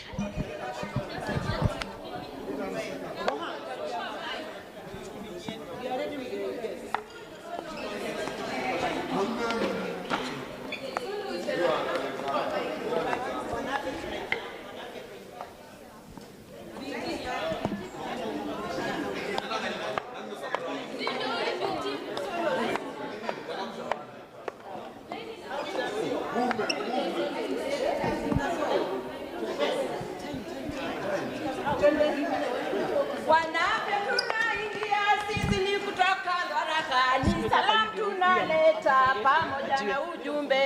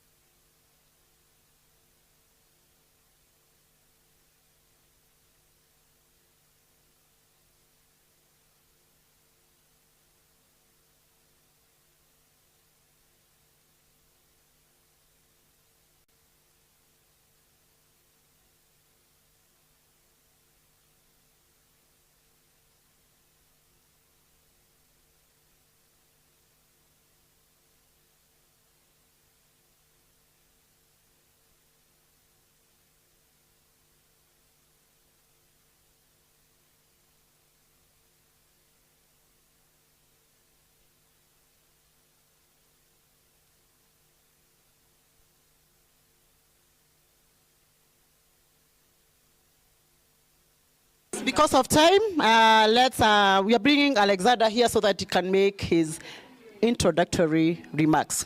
Karibu, tupigie CHP's makofi.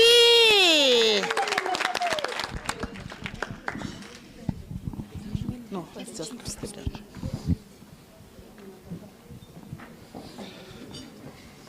Wape wape maziwa mama, wakikunywa watameza ni shauri zao.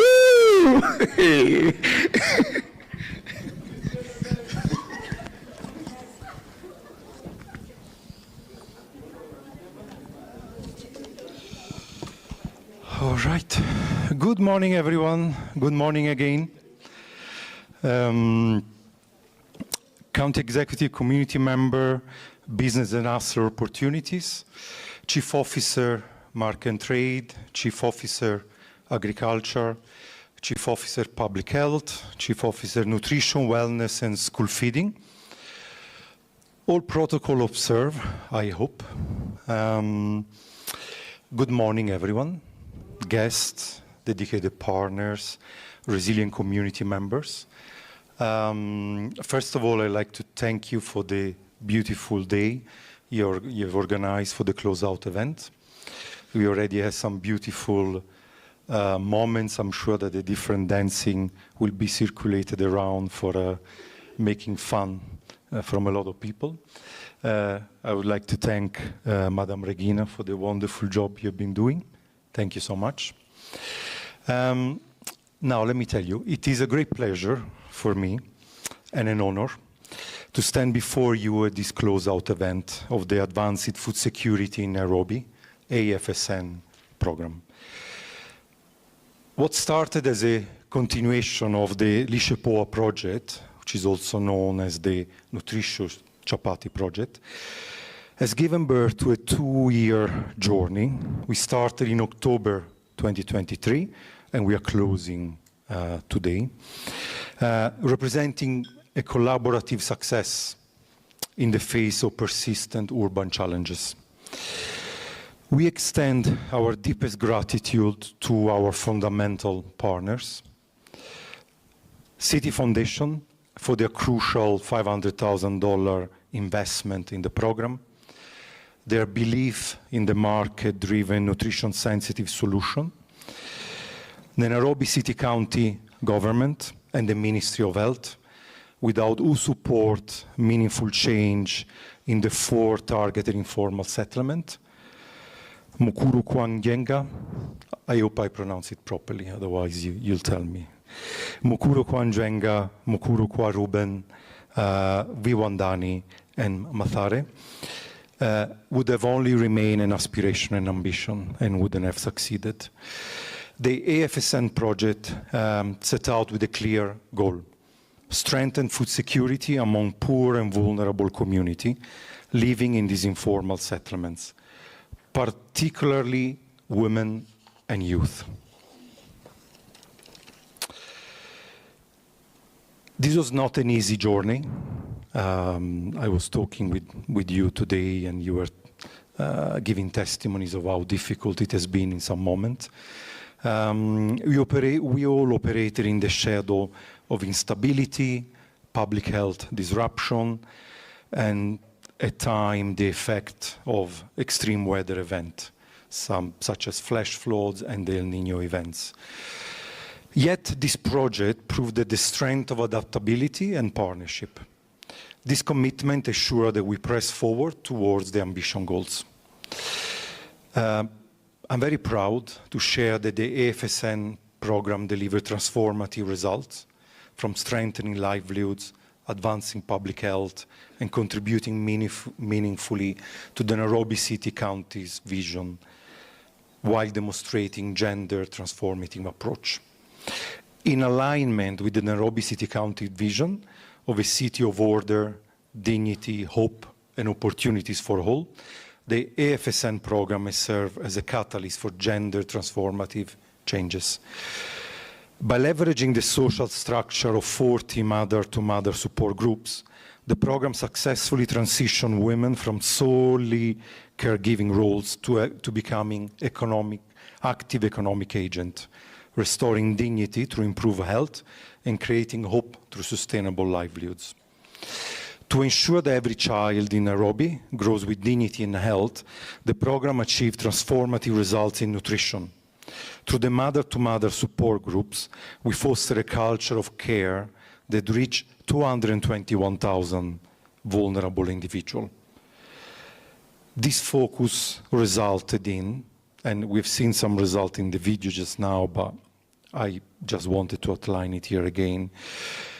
There was a surge in exclusive breastfeeding rate for infants from 0 to 5 months, from 65% at the beginning to 86.2% at the end of the program, going beyond the target we had given to us of 70%.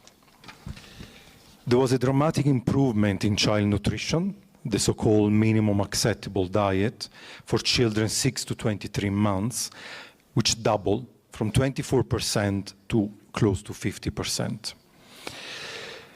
Delivering on the promises of opportunities for all, the program utilized a gender transformative approach to build resilience.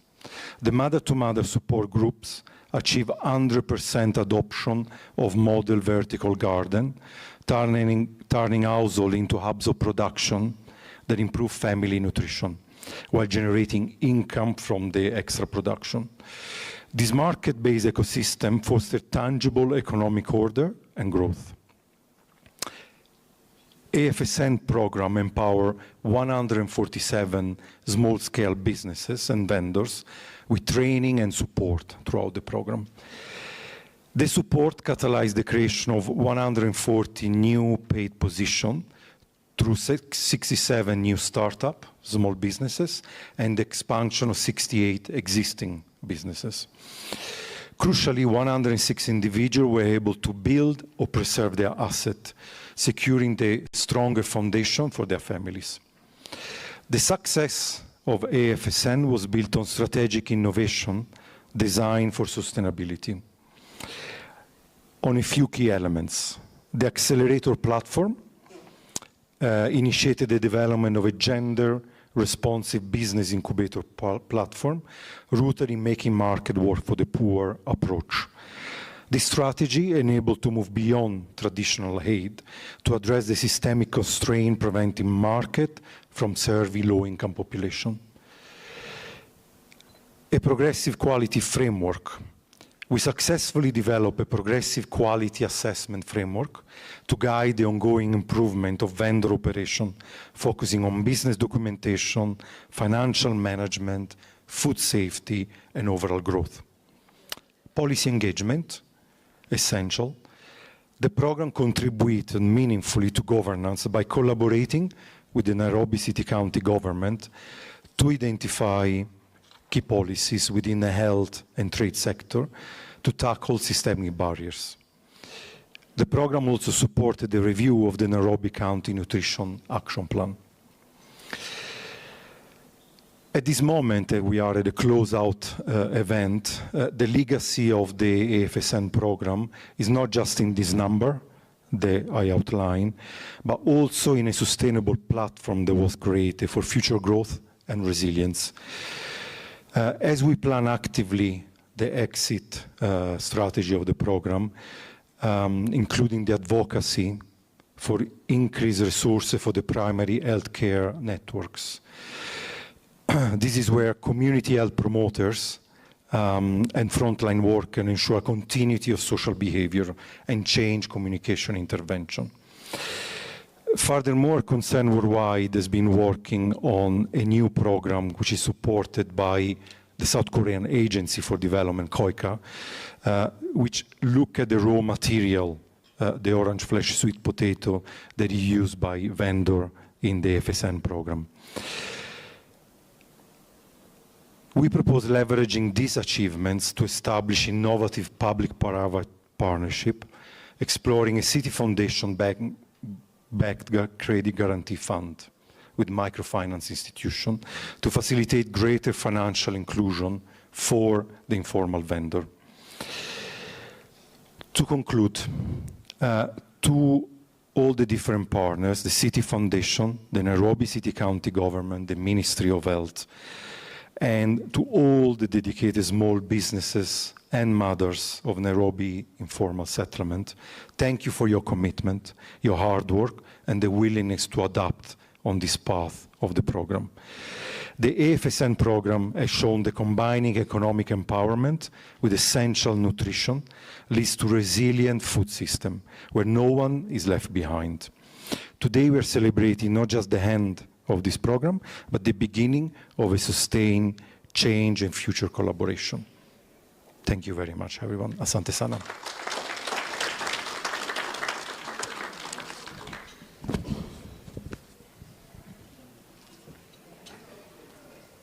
Just hold there.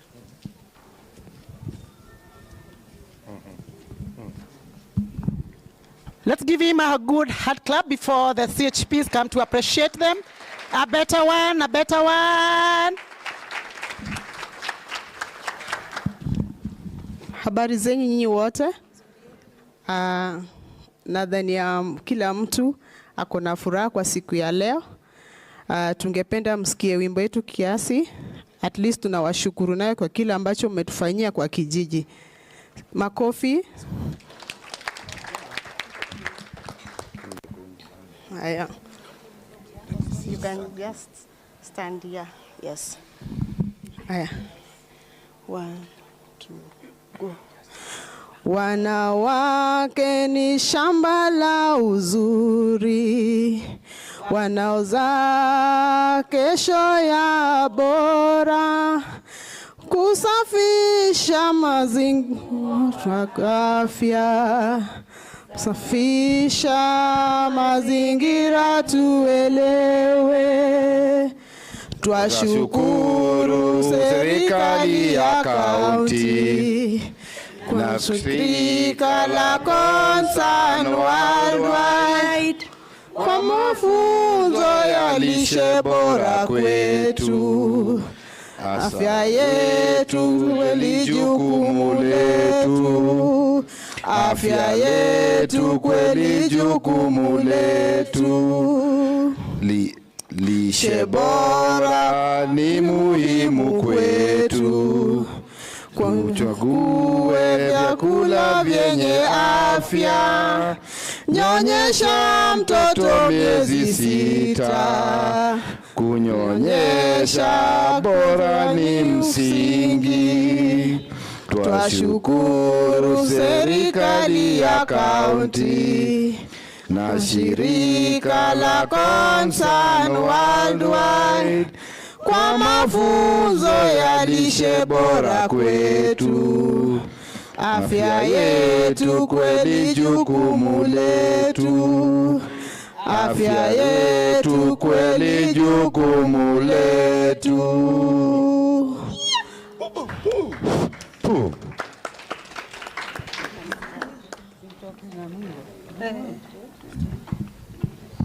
Thank you so much. Makofi mazuri. Welcome. And here in Kenya thank you.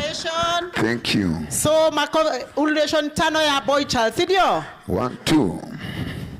So as he sit down, Alexander, 5 game tano. 1, 2, go.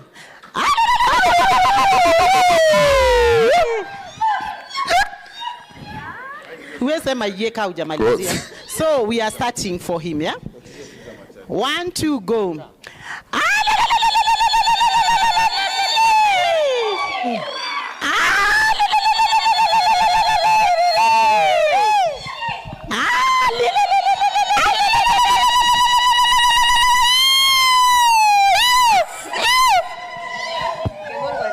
One to go.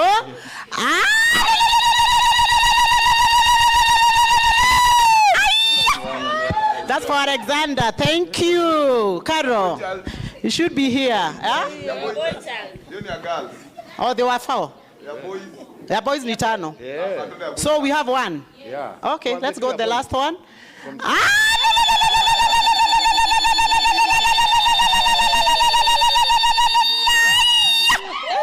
Carol should be here. I mean, kuna boy child. Ya Bolcha ni ham. Tutaendelea, hatujamaliza. Sawa. That was just for welcome. Sidio? He might he will be forgetting. So Carol, just give you your overview.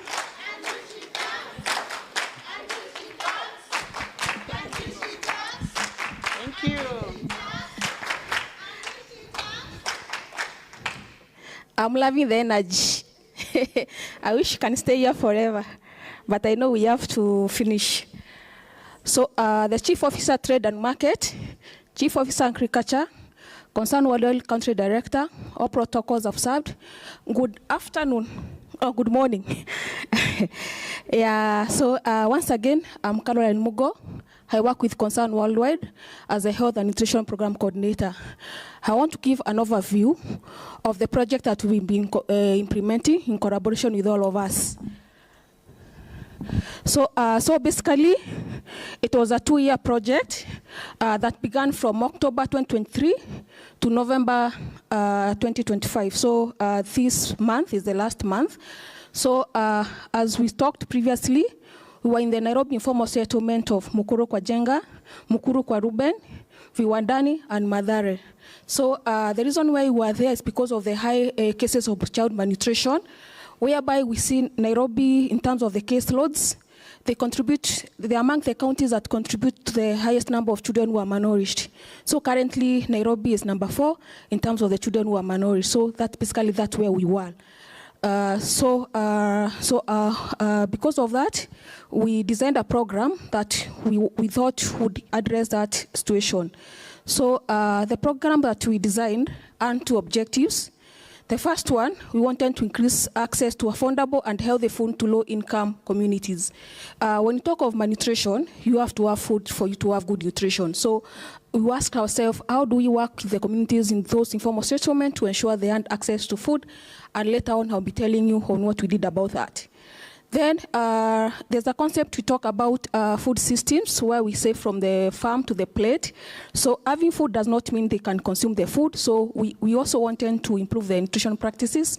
So particularly the children under 5, the mothers who are breastfeeding and those who are pregnant were able to improve their practices to ensure they consumed well to improve their nutrition status.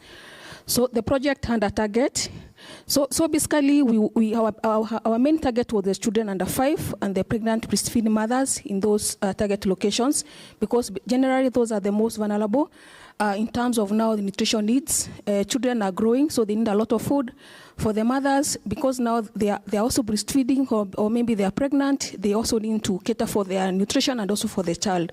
So basically, those are people who have the highest nutrition needs, and that is where we focused on them.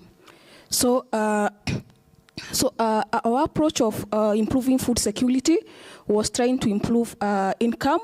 So we also targeted to work with the small businesses to ensure at least whatever they were doing was profitable, so that they can have excess food, excess money from the businesses that can be used to buy food.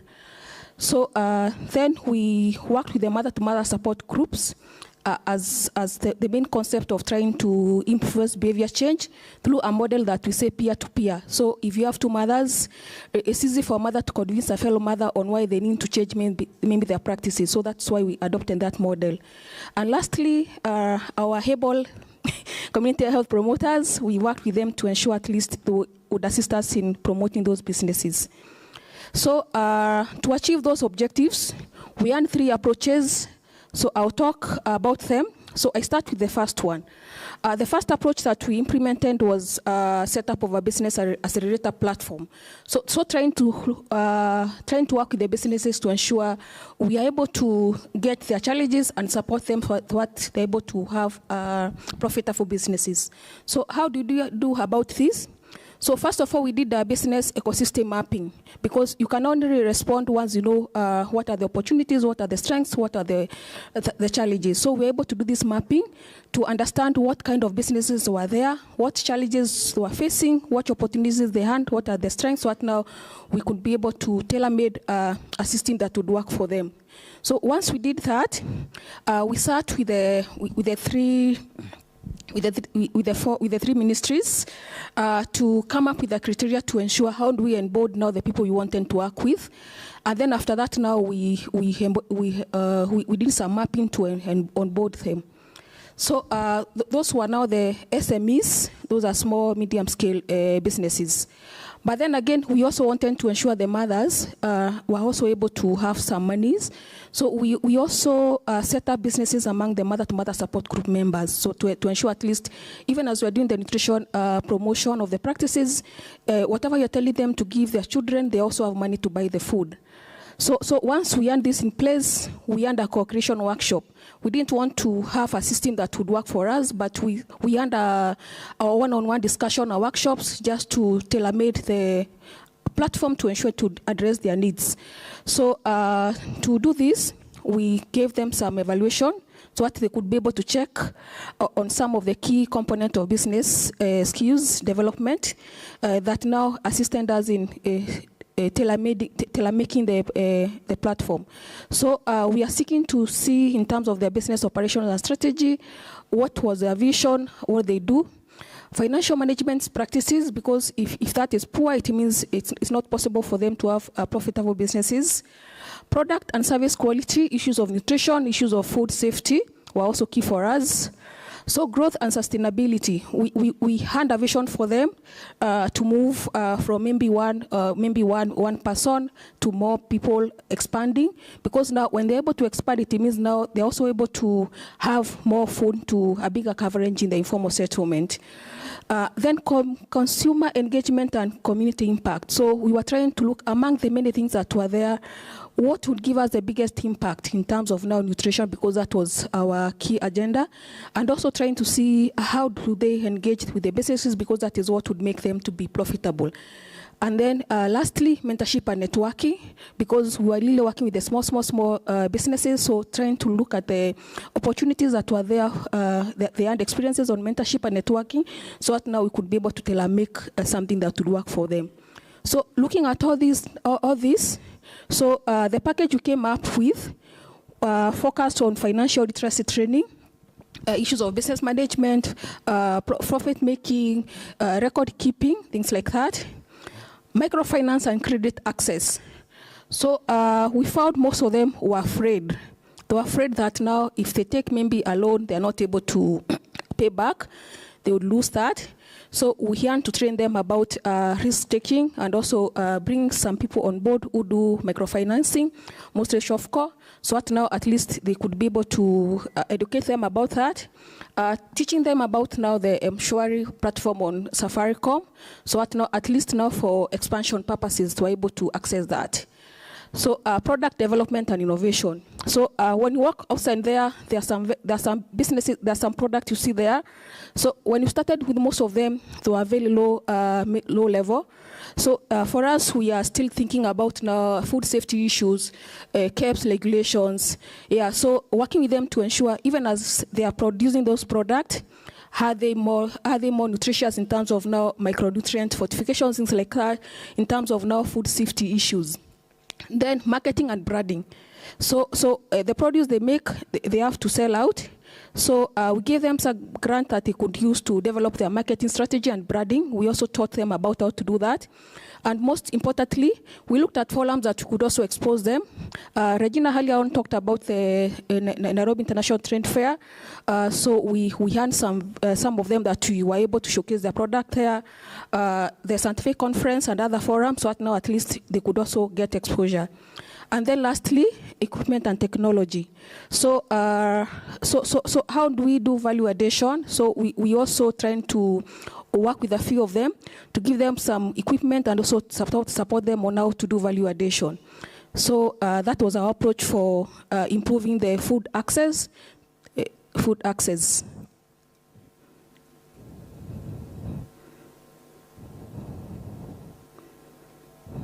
John, your computer is telling me not to continue. Could you please come? Problems of boring computers. So as John comes on board, so the second approach that we did was now on the nutrition practices. So through the Ministry of Health, they have a concept that they call Baby Friendly Community Initiative that they use to promote nutrition practices. So that's the concept we adopted also for sustainability, so that we ensure even once we are done, that can also roll over. So this approach seeks to have community health promoters who are able to do household counseling. So they're able to do door-to-door visits. They're able to do door-to-door visits to our target participant, mostly the households with under 5 and pregnant breastfeeding mothers. So to assist that, first of all, we did a household baseline survey to understand the status, because you can only improve where you know where you are and check the challenges. Then we trained the healthcare workers, the community health promoters, and community mother support groups as the support systems that would assist us in passing the messages. Once we did this, we tasked the community promoters to information of mother-to-mother support groups and ensuring and teaching now, passing the skills that they learned to the groups and ensuring the mothers were meeting every month to share experiences and challenges. So I've talked about the household screening, and then also we had regular meetings with the CHPs to ensure at least just check on their progress and maybe and their challenges and support them on that. And then lastly, we set up kitchen gardens. So when you look at now, before, we saw in terms of now consumption of green leafy vegetables were very poor, and that's a big food component in terms of getting vitamin A. So it was a gap. That's why we supported setup of kitchen gardens for their own consumption and selling of the surplus. So lastly, we asked ourselves, so for our vendors and for our mothers to succeed, what does it take? So among the many policies that the county was working in, we picked on 2. Not because maybe the others were not important, but because of now the impact and also the resources that we had. The first one was the Nutrition Action Plan. So every 5 years, the county is able to plan on what they want to do about nutrition. So we felt even in terms of now exit, that would be a good place to support them to come up with that plan for even resource mobilization. So another thing that we noted was the issues of food safety. So we noted that now, because of now the housing environment, the water situation, and where most of the people are selling their food, we felt that the food safety issues were a risk. So we supported the county to come up with the food vending regulations anchored on the Nairobi Food Fortification Act of 2024. So the Nairobi Food and Fortification Act was previous work that we did in the previous project, but now it was not possible now to implement that. So that's why we said now we need to come up with the regulations, and that is now part of what we use to train now the businesses. So another big achievement that we did was also trying to amplify our project and result in other forums. So we were able to participate in the African Food Systems Forum in Senegal this year, whereby we showcased our model and our result that we had gotten. So so far for the last 2 years, what have we seen? So in terms of business skills, we've been able to reach 191 micro, small, and medium enterprises, set up 40 model urban kitchen gardens. We've been able to scale up Baby Friendly Community Initiative in 40 community units, formation of 40 mother-to-mother support groups, provision of seed capital to 104 businesses, and lastly, provision of food processing equipment to 16 businesses. So for us, we cannot stop about that, because once I give this, so we asked ourselves, so what next? So we did a survey. We did a survey this month of November, just to check on our progress, because initially we did some baseline survey and business ecosystem mapping. So we wanted to check now after the 2 years what has been impacting the community. So I'm going to share just a snapshot of a few of the indicators that I've picked that I think were important. I'll start talk about nutrition, because initially that was our agenda, trying to see how we can improve nutrition status. So our concept of trying to improve practices. So the first one that from the nutrition side that we really promote is having children before 6 months who are exclusively breastfed with breast milk. So this means that child should not take anything else apart from breast milk. So initially when we began, only 65% of the mothers were doing that. but at the headline, that had moved to 86%. This is important because in terms of even the child mortality, these are big influencer for that, and also for their growth, and also prevention of malnutrition once as they grow up. So another thing is complementary feeding indicators. So remember we've talked about breastfeeding with milk only for 6 months. So what happens after 6 months? So we talk about complementary feed, introducing the food. So Kenya, we are not doing very well in terms of this, also in Nairobi. So we through now the CHPs and the mother-to-mother support group, we were as part of the practices that now we are promoting among the caregivers and also the pregnant breastfeeding mothers.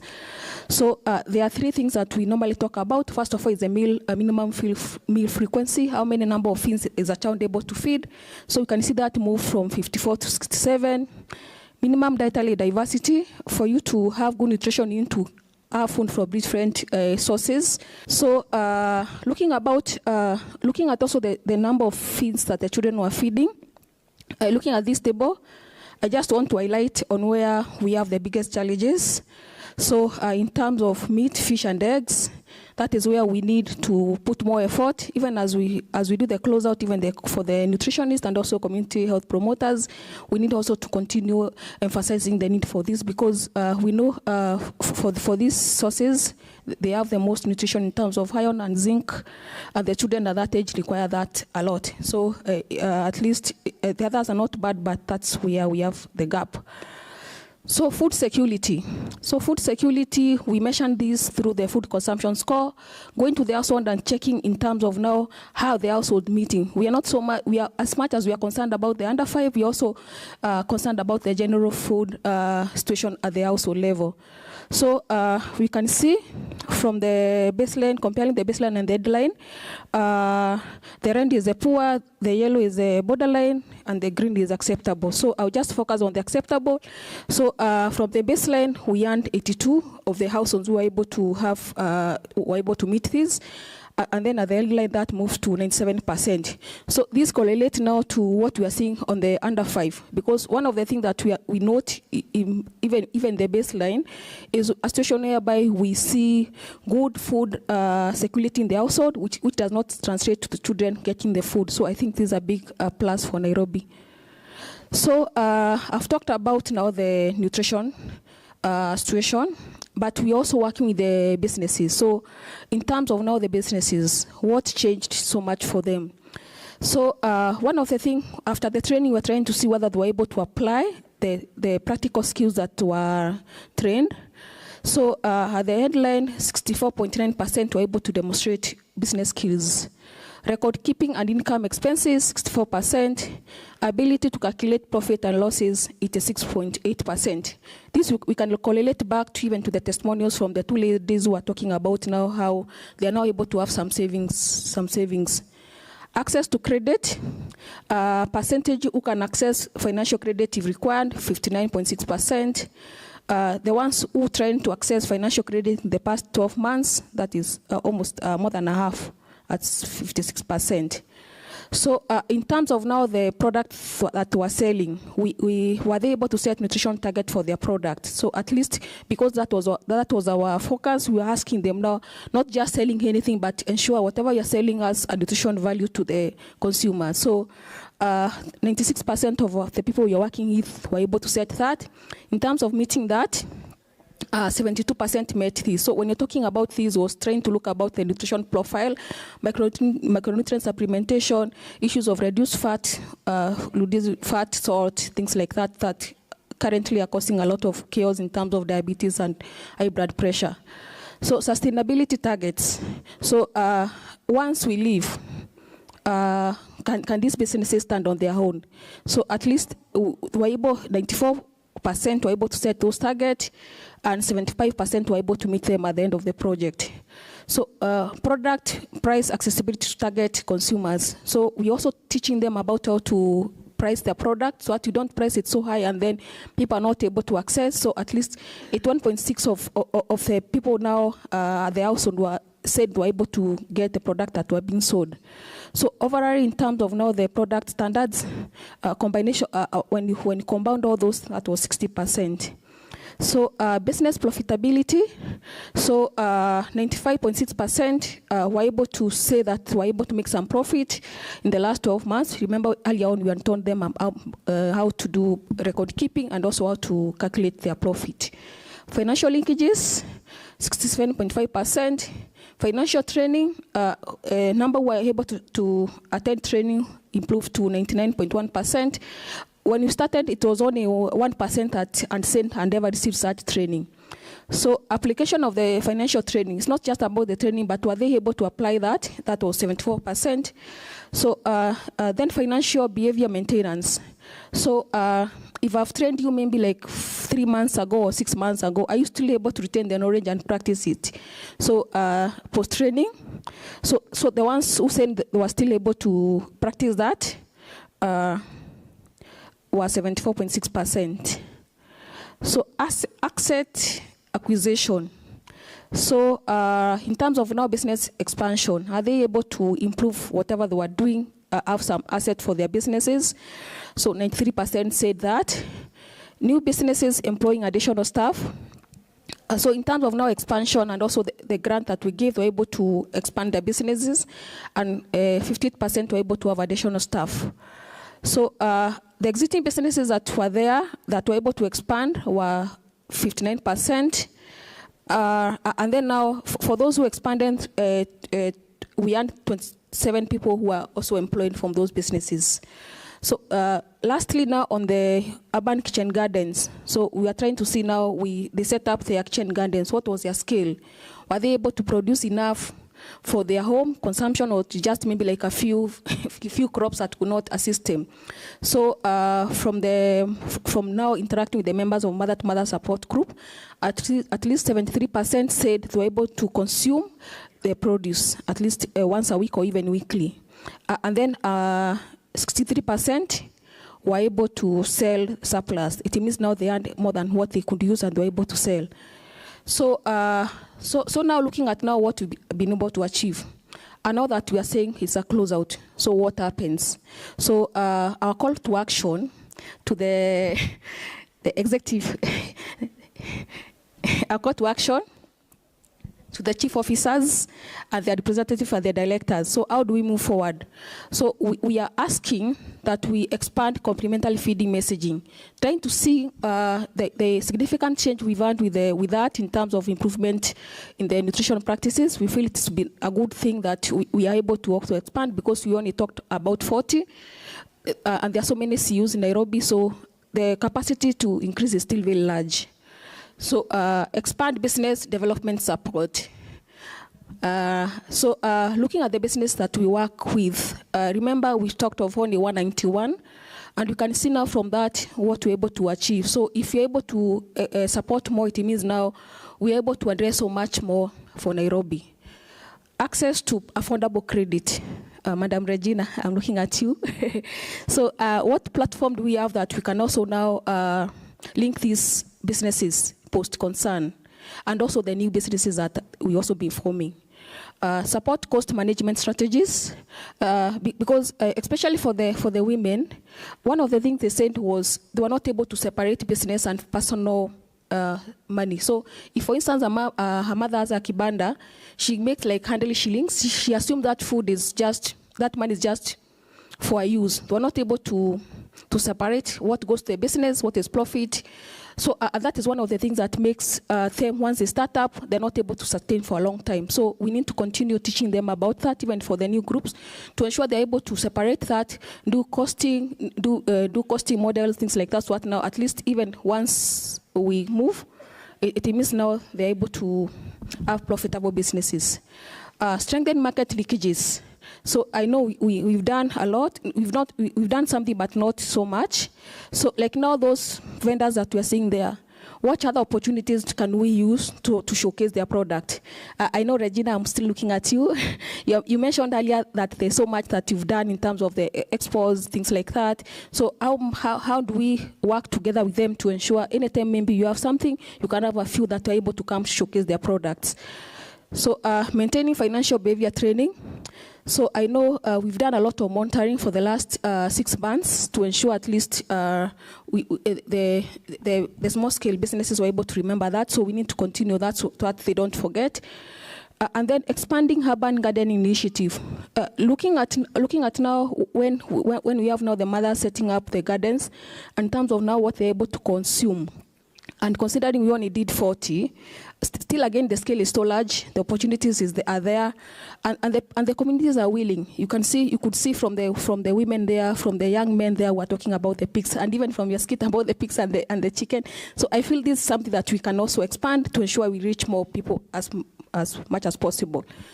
Then support income utilization. So looking at previous research, one of the things that makes small businesses fall is now when they're not able to separate their income properly. So how do we continue also supporting them to ensure whatever they make, they're able to set aside for expansion so that they don't consume all that.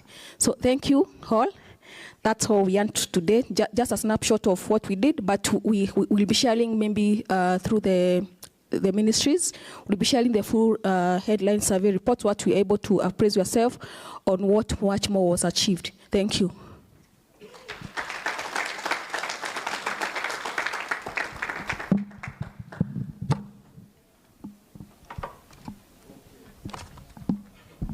Thank you. I know that is not enough for Madam Carol.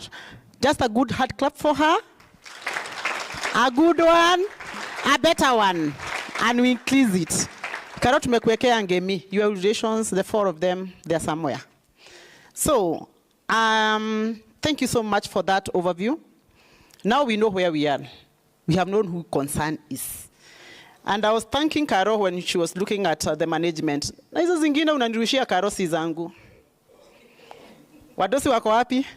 But I thank God that our chief officers are here. They are the ones who sent us to go and do that job. So when you're looking at me, my chief officer is there. She's the one who told me to go and run with it. Actually, she told me that, run with it, Regina. I want to hear it has gone to the completion. So, before we get to hear the speeches from our executive, it would be very wrong for us just to sit here, talk so much without getting somebody who is into it. The wearer of the shoe is the one who knows what? Where it pinches. And so it is my humble request to bring on board the goat man. He's the goat man? The goat milkman. To come to the podium, just to speak to us. Tell us something. How has concern taken you through? And even the ones that are exhibiting, if you are having an exhibit out there, kindly come on at the stage. Kindly come up here. Just come up here. And you should be here. I cannot be calling you twice because it is your initiative. Yeah? You know where we got you from? I can see this lady, wa banana clips. Tulimpata na John. She had how many? Hatutasema. But they were hardful. Just hardful. When I invited her for the exhibition at the showground, even I had to make noise to her. How do you bring this? But she could keep telling me, Madam, you know, Sasani, it is what I can afford. So as we start here, kwani mnaogopa podium? Kujeni hapa. This is your area now. Ni muji nice. Start here. Because these are success story tellers. They will tell us, everyone will get 2 seconds. 2 seconds are okay with you? Yeah, 2 minutes. Just to speak and say, we were here when concern was starting.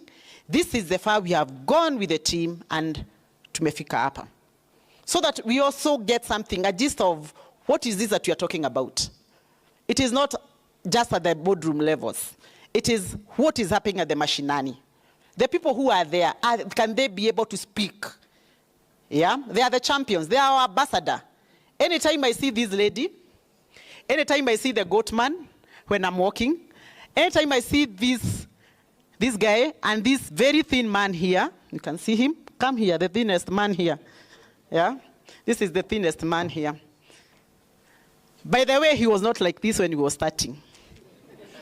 We could do meetings at Reuben Center, and then he could not even speak. Yeah? Madam Chief, you can hear wherever when you are calling me, I'm telling you I'm Ruben. These are the guys that you have been sitting with, trying just to develop them, speaking to them. This is the way business is done. This is the way you do your shopping. Let me not speak for them because they are here. So it is my pride.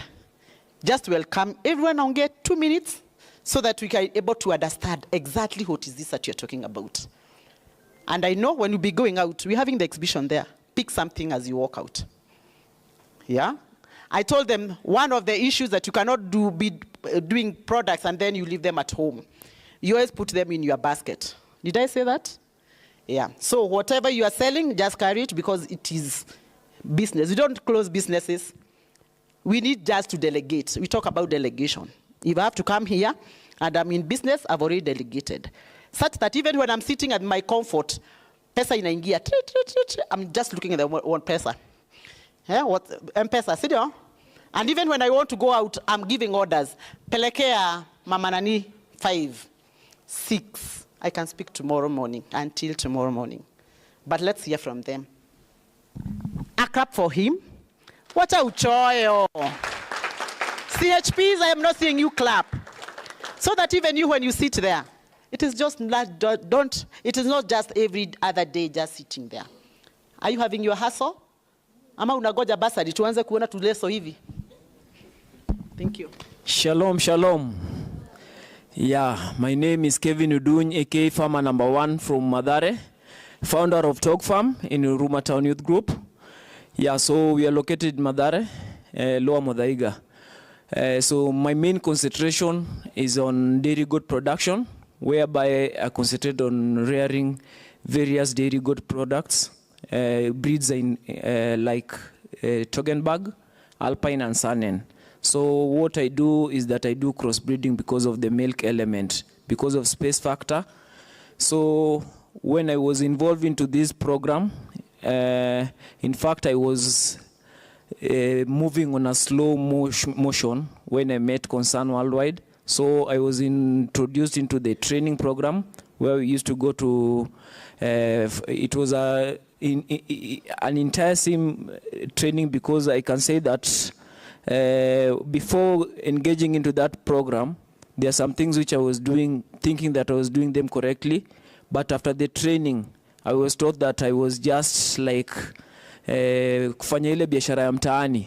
So I was fully engaged into doing market research, doing data recording, and also on how I could upscale my business on branding.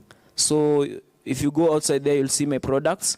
I never used to do branding, but right now I'm doing the branding, which also through the network, through the social media, having been networked with the Somo guys. So my products are usually being sold on a social media through the WhatsApp and also the Facebook account. So I can say that having gotten the grant, I had to upscale the construction of my farm, whereby we are now doing the multi-story building. So the structure that we are right now is a capacity, it's now holding 31 goats, whereby 17 are mature. 29 goats, 17 are mature, and the young ones are 12. So I'm just thankful for the program, and I hope that you're going to do more and more. Yeah, so this is my product. It's called Talk Farm. It's a raw milk. Yeah, so whenever we have high production is when I do now processing, but on a demand, whereby people do booking for making cheese and yogurt. Thank you. Good afternoon, everyone. My name is Isaac Macharia. I'm a Posho Miller based in Kikomba. And as Regina said, I was not this size when I joined Concern.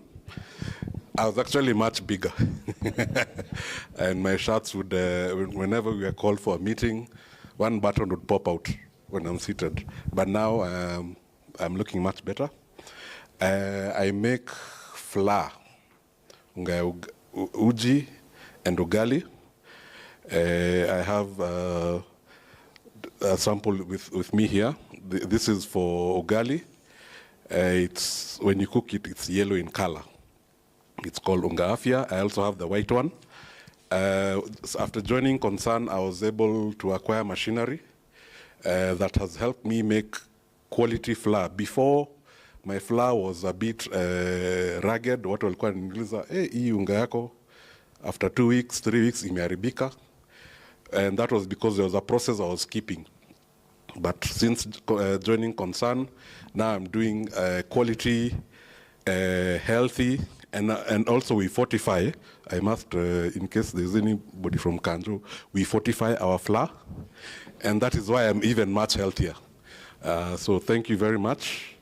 Our hope was that this program would run and reach many people. If it's there, the next time,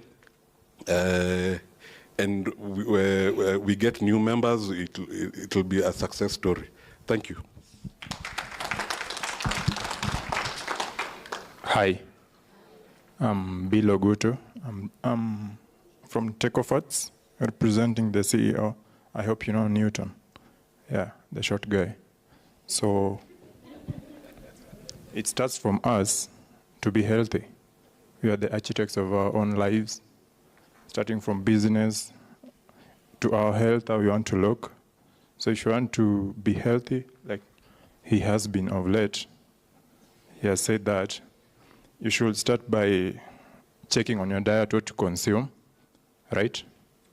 So we are producing animal fat to replace seed oil. And I guess if you research online after this, you'll see the benefits of animal fat over seed oil. Okay? So we produce this, and through Concern, we've learned a lot. We've learned a lot. And today I'm coming out with one thing. Let's say you're a small business person, an informal one or formal, and most of us tend to escape the logistics or the ethics of businesses. Like we don't want to register our businesses, we evade tax. Yet, in the long run, it will help us. Evading tax will help you for short time, but you won't last in the industry. So let us register our businesses and stay in it. Thank you, Concern. Good evening. Oh, good afternoon, sorry. My name is Vashti Bonareri, CEO of Banana Crips. So you can see, vile Madam Regina amesema, nimekuwa kwa chini. Concern imenisukuma sana from down. Niko huku Mkuru kwa Njenga. So walinipata by the way na jiko na karai. You know that situation. Nilikuwa natengeneza that small portion of crepes. Huwezi pata more than 50, no. So since Concern imekuja, imenisaidia, imenipea machine, so I can make it. I have a lot. You can order if you want. I can deliver alongside town. Hapo ndio mbali naweza peana. Then my business is growing. Vile walisema, ukianzia chini, usikufe moyo. Chikaze kabisa, then you will improve. So what's remaining, I can do my branding as time goes by. Time naona haina any label, but with the time, branding is going to be here. Ikuwe sawa. But since Concern, by the help of John, Madam Rachel, and Madam Regina, they have pushed me a lot. They have done it. Until I'm here now. Thank you.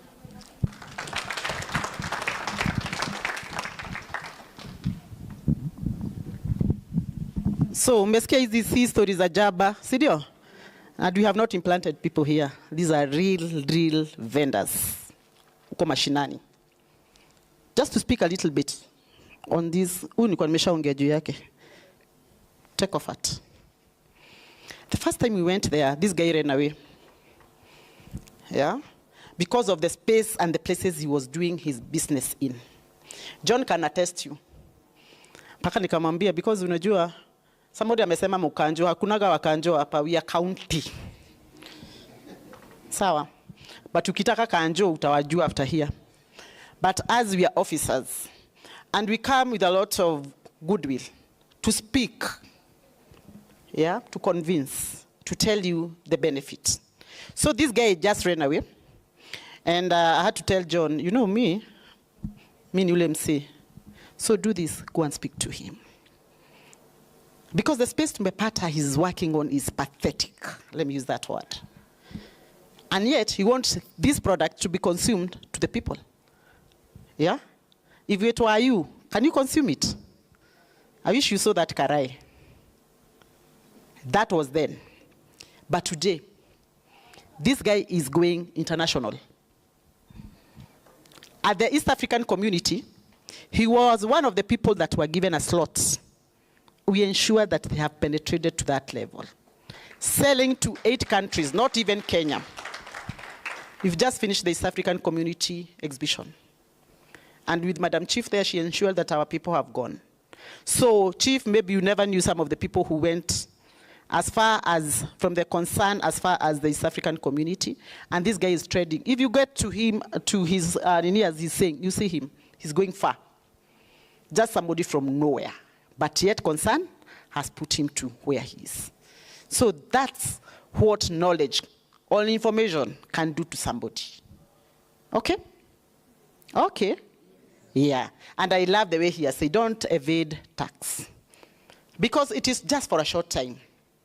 You see as if paying that 5,000 per year, and maybe I don't want to speak there because my chief is here. She's going to speak about that. But it is something that is going to put you to the next level. You might be doing your business, hiding into those informal, at the sewage places there. But that is what you need just to have an exposure. Just expose yourself by just paying just something little. So thank you so much. You may take your seats. Tuwapigie makofi mazuri. Regina is a storyteller, so I can stay here the whole day and speak. And for this reason, I want us, all of us to stand and bring our guest speakers. I know both of them will come here, and then Madam Gradwell is going to take up the podium after this. So the guests, you are being waited for at the gate, Madam Gradwell, if you so wish, just here, so that you are brought in style. And you come here and tell us who you are and how concerned you have been able to support them. So agriculture people, let's get our madam, bring her to the podium. You join the CHP, they are going to delegate us with a song. Yeah, it is good. It is a good feeling. Hata sisi trade tujitayarishe. After this, it is us. Trade and markets, tukuwe na song yetu, sidio? Led by CHPs. Here. Everybody should clap. Okay? Yeah. The others are not coming. Aya. Where is Gladys? Gladys, come. Wanambere bayaye ko. Wanambere bayaye ko.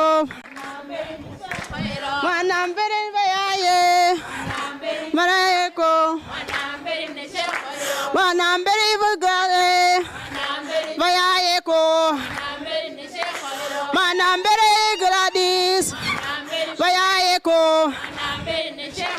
Wanambere Gladys bayaye ko. Wanambere bushikoera Wanambere bayaye ko. Wanambere Gladys bayaye ko. Wanambere bushikoe. Wanambere bayaye. Wanambere bayaye ko. Wanambere neshekoero. Hey, wanambere.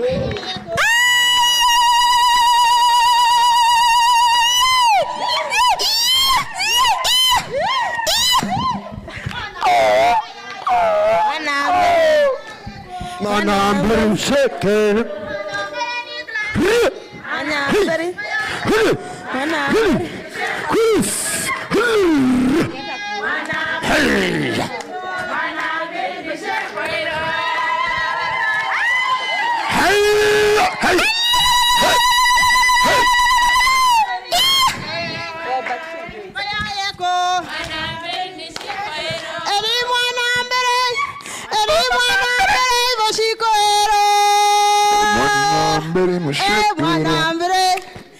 Wanambere Asanteni sana. Asanteni sana kwa Thank you so kuimba. much. Thank you so much. CHPs, full of energy. Okay, good afternoon all. The County Director, Concern Worldwide, Chief Trade and Markets, Nairobi County, Madam Wangui, CHPs here, the officers from Public Health, Trade and Markets, Agriculture. Who have I forgotten? Yeah, I'm pleased to be here today to have Concern Worldwide having called us for this meeting to have a closure of the project. Thank you, Madam Regina, the MC, our officer who has made it also a fun, and our CHPs who are doing a great job down there at the sub-county levels. My name is Gladwell Cheruiyot, the Chief Officer, Food, Agriculture and Natural Resources. And like usual, and the normal thing that is being asked usually when we introduce ourselves is agriculture iko wapi Nairobi? As in, where is agriculture in Nairobi? For our CD to understand. But I want from the onset to tell you that agriculture doesn't stop at, it's not only about production. Agriculture is from farm to the spoon. And even what we are doing in this room, when we were given a break, that was agriculture you are consuming. And so we cannot talk of nutrition without talking about agriculture. We can talk of trade and markets in other values or other commodities, but for food market, we have to have agriculture. And so having said that, I've heard so much. Thank you, Concern Worldwide, for what you went down there to do for our people, and also approaching us at the time you were doing the project. We've had organizations or private entities or organizations that go directly to the people down there. Then thereafter we hear of stories. And many a times they are not successful when you don't work with the county government. But when you work with the county government, you work without interference, you get allocated people to work with, and we are in tandem. And so that is what Concern Worldwide did, and we are very, very grateful for really realizing that you need to work with the county government. For our officers there, thank you for giving it a lot of commitment to make sure that this project became successful and has come to a conclusion. The vendors who are here, it is a good success. They have confessed, we have seen. And somebody is putting money in their pocket because some people decided to really be fair and uplift our people. Food processing or value addition in all value chains of agriculture brings money to our pockets. The truth of the matter, with the financial challenges that we face, economic challenges that we face in the country currently, the businesses that remain lucrative is food. Yes, food. If you do something to do with food, you can't go wrong with it, because ultimately it has to be consumed. The other one is health institutions. Those ones also are doing very well, but they are not things that we encourage. we cannot give ourselves credit for going to hospital. That's a disadvantage. Maybe the other one that does very well in the trade industry is the garages where we go and repair our vehicles. Any other business might not do well now. And you know, unlike the days when we were young children, in December, clothing was doing very well. I think it has reduced to below 50% currently, because we currently dress any time of the year. You can buy a cloth any time of the year. For those of us who grew in the rural areas, and I know it was a trend, these are the times to buy Christmas clothes. But currently, any cloth can be a Christmas cloth. True or false? True, isn't it? So, what I would want us to talk about now is what we do in agriculture and the challenges we face. I can say without fear of any contradiction that there is no specific sector that can work without the other one. We have to really work together for the success of the common public. There is no way agriculture can work alone and deliver alone. There is no way trade can work alone and deliver alone. Public health, the same, all other sectors, we are intertwined. And this brings a lot of success when people work together. We need at our workplaces to avoid sibling rivalry and decide to work together for the common mwananchi. Agriculture in Nairobi gives 20% of the total food to the Nairobians. 80% of the food we consume come from our local, from our rural areas. Rural counties, you know that. Now, for agriculture, we remain with a lot of fear of the safety of the food we take, because we are not the producers of that food. And how that food is produced down there, we don't know. This is a concern to us as agriculture. And when we talk of food safety, many a times we get to conflict with public health. I want to be categorical and say the food safety we are talking of in agriculture sector is at the production level. Yes, our food safety issues are not acute, they are chronic. And one of the common challenges that we get through food safety in agriculture, the disease that is now killing our people and robbing them of their wealth and so forth is cancer. The cancer menace, good percentage of it is coming from the food we are taking.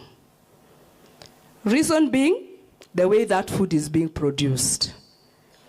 Many a times, our farmers, from wherever those areas food is coming from, use hazardous chemicals that make the food grow very fast sometimes and also protect the food from the production from infestation.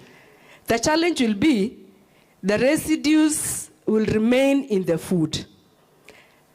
By the time a public health officer comes to test the food, or when you are reacting to salmonella, cholera, you know, those specific acute attack from unclean food, the unseen elephant in the house will be the chemical you are consuming. And it has a long-term effect. And as we know, the statistics is that around 44 to 45,000 new infections of cancer happens in the country every year. It is an alarming concern, and it is our business now, being the center market for food In Kenya, that's Nairobi, in Kenya and even East Africa, it calls now for us to have a duty of testing this food as fresh as they are, maybe on the road. That means we need a mobile lab.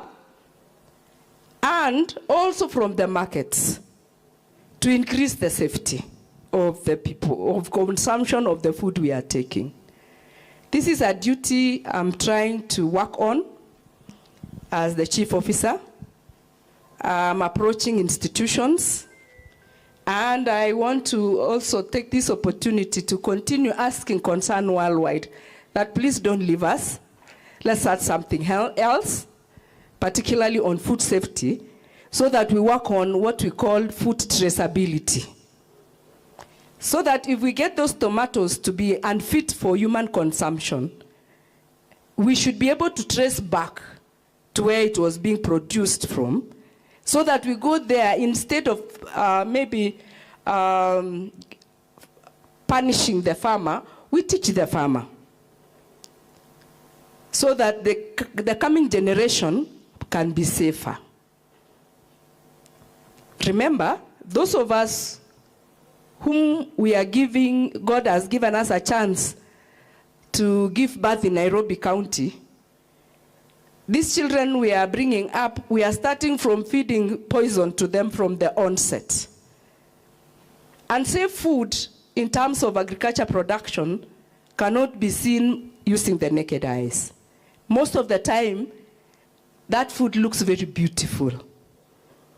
You remember some instances we've had people saying bananas are injected some chemical to ripen them very fast. Many a time, such kind of bananas look very beautiful as compared to those ones which got ripe naturally. In some of the farms, we have also learned that people produce food in some homes, in some rural farms, specifically for Nairobi market. And when you go to those homes, they tell you, this one, don't take this one. No, this one is for Nairobi. Let me give you this one. You consume it. And you see, when you say for Nairobi, it doesn't come to be fed to stones. It's for human consumption. So these are things that need us to really talk about. The other concern that I can put to us is in the market. We still have a lot to do on how people even store the food in the market for display. Many of our agricultural markets, we realize that people put food on the floor. Even as you walk looking for the nyanya on the other side, you are stepping on the sukuma. Yeah? Then you turn back again to buy that sukuma after stepping on it. Isn't it a concern? Isn't it a concern? It is a concern. But now our city is, because we have to accommodate everybody, even as the markets get expanded, we need to get some better way of display of the same food. Food waste remains the biggest problem that we have. We say past harvest loss, logistical issues. By the time we get food in the market, it's like already 20% will have spoiled. By the time we are keeping them in the market, when the second to the third day comes, we have lost almost 40%. And this alone contributes up to 60% of the food waste in our markets. It should be known that in Kenya, 60% of the waste that we collect through environment subsector is organic waste. So there are a lot of losses that come through. The farmer loses some. The transporter loses some. The vendor now loses more. And so these are things we need to discuss. And even on our tables, we lose a lot of food. I normally tell people when I go to such hotels that please don't overserve. Do not contribute to food waste. The statistics show that each year in Kenya, each of us wastes 99 kilos of food annually. Now multiply by our numbers. So that is why some people have become a bit innovative, and they have created something called food bank. So that when you have excess, it can be collected and kept for use, because as you throw, somebody somewhere is sleeping without. And in the same country. The country also needs to, we need also to do what is called food consumption statistics in the city, so that we will be able to control what is being purchased. Remember, the vendor in the market does not all the time know how much they need. And so sometimes they overstock, then we end up wasting. While in some other areas that food was needed, it wouldn't have been directed to that specific market. So we have a lot to do. We have a lot to think about as a city resident, so that we get it right with the time. I know many people, like I said before, when we say agriculture, people just expected us to talk about food production. But of course, we have urban farming. Currently, we are working on a bill, which we call Food Security Bill, so that we accommodate up to these people who are doing farming, even to the balcony of our houses. In advanced countries, even the housing should consider agriculture while they are constructing houses. So that in that balcony, you can be given space to have a few of your kales, maybe 2 fruits or something like that. And for people who are coming from the informal sector, they know what we exactly mean. Currently, we have mobile farms. Yes, we have mobile farms. My agriculture people will tell you. So that, you know, in our informal sector, sometimes when you leave your kales outside and go and maybe collect some bread, you will come back and find that everything was harvested. So currently, we have a mobile farm where you plant your kales, or whatever food you have planted. Then when you want to visit Mama Njeri across the road, you take it to the house, you close the door, you go, meet Mama Njeri, come, remove your kales to bask in the sun. When you want to sleep, you take it back to the house. This is the current, what is called urban farming. And so usually when I start talking about agriculture, and the things that we do, I can take the whole day. I have passion with it. Coming from Rift Valley as a region where I was born from, we were naturally people who are going to the farm. And so even if the profession is different, I can attest to you that I'm a medic. I'm not an agriculturist. My background, I'm a medic. And, but I got the passion of agriculture, especially when His Excellency put me in this docket, and I feel like I'm at home with it. And so let's love agriculture. We eat agriculture, we sleep agriculture, we do everything agriculture. I also want to tell us that at our backyard, please let's conserve environment. If you have some space, please put some fruit trees for yourself, or even a tree for that matter, so that our environment becomes better with the time. And when you are planting those trees, as we are comfortable, you do it as much as you can. But at the time of cutting, we will not allow you to cut. Understood? Panda miti, lakini usikate. Ukitaka kukata miti, uliza mimi. Ama sisi. I normally make a joke and tell people, you see, it's like when you are conceiving. You know, when you are conceiving, it's so private. But if that pregnancy gets out, it becomes our business. True or false? Yes. So even hata miti sisi kwa agriculture kupanda we panda. Wakati wa kukata it becomes our business. Let's conserve our environment, all of us. CHPs continue with their good job. I really appreciate what you have. I'm not meeting you for the first time. I've been meeting you. And our community gets better when you are around. Please continue doing it so that health becomes a priority. But remember all the time, what you eat, your lifestyle, designs your health. So let's be careful, let's be really concerned about what we eat, how we eat, and we become more healthier.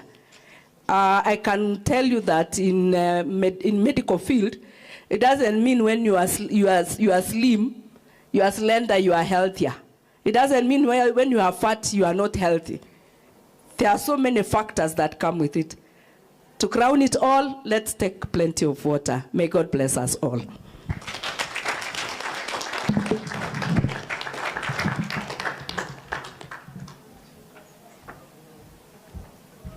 There's something I wanted to say. Chief, on issues of weights and measures, there's something I'm noticing personally with concern about measures of gas weights for cooking in the houses and even in the industries. It is people have not just come out publicly to say it, but there is serious underweight in gas, in cooking gas in many industries. Check on that kindly. Thank you. She deserves a better clap. Let's all stand up as she sits. Kindly, let's stand up. Let's stand up. That is our executive member. We cannot just let her sit like that. Thank you. A better clap for her again.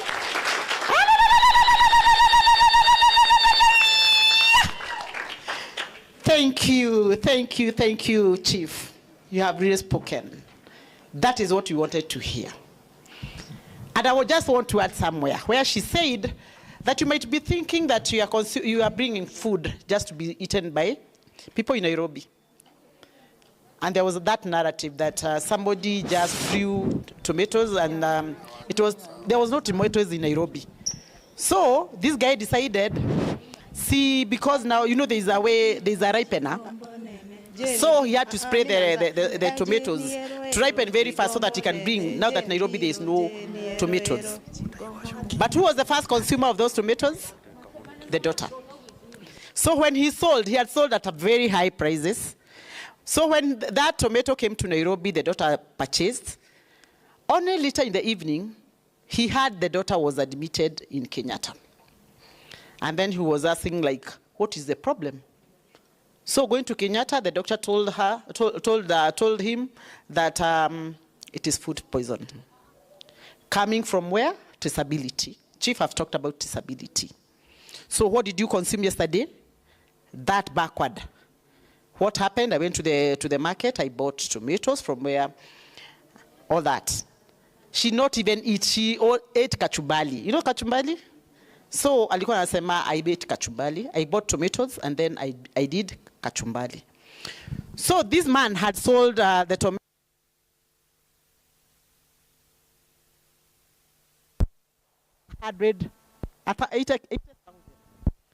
But get out of Kenyatta costed 300,000.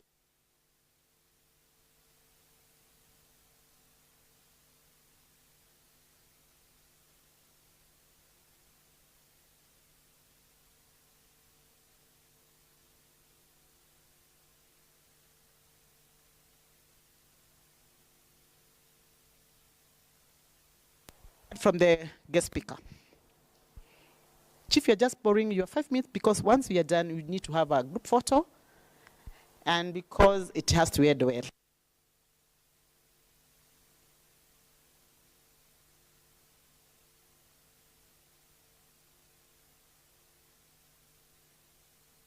We get the guest speaker, Madam Jane Wangoi. She's being waited for there at the gate. Trade team, kindly take my chief.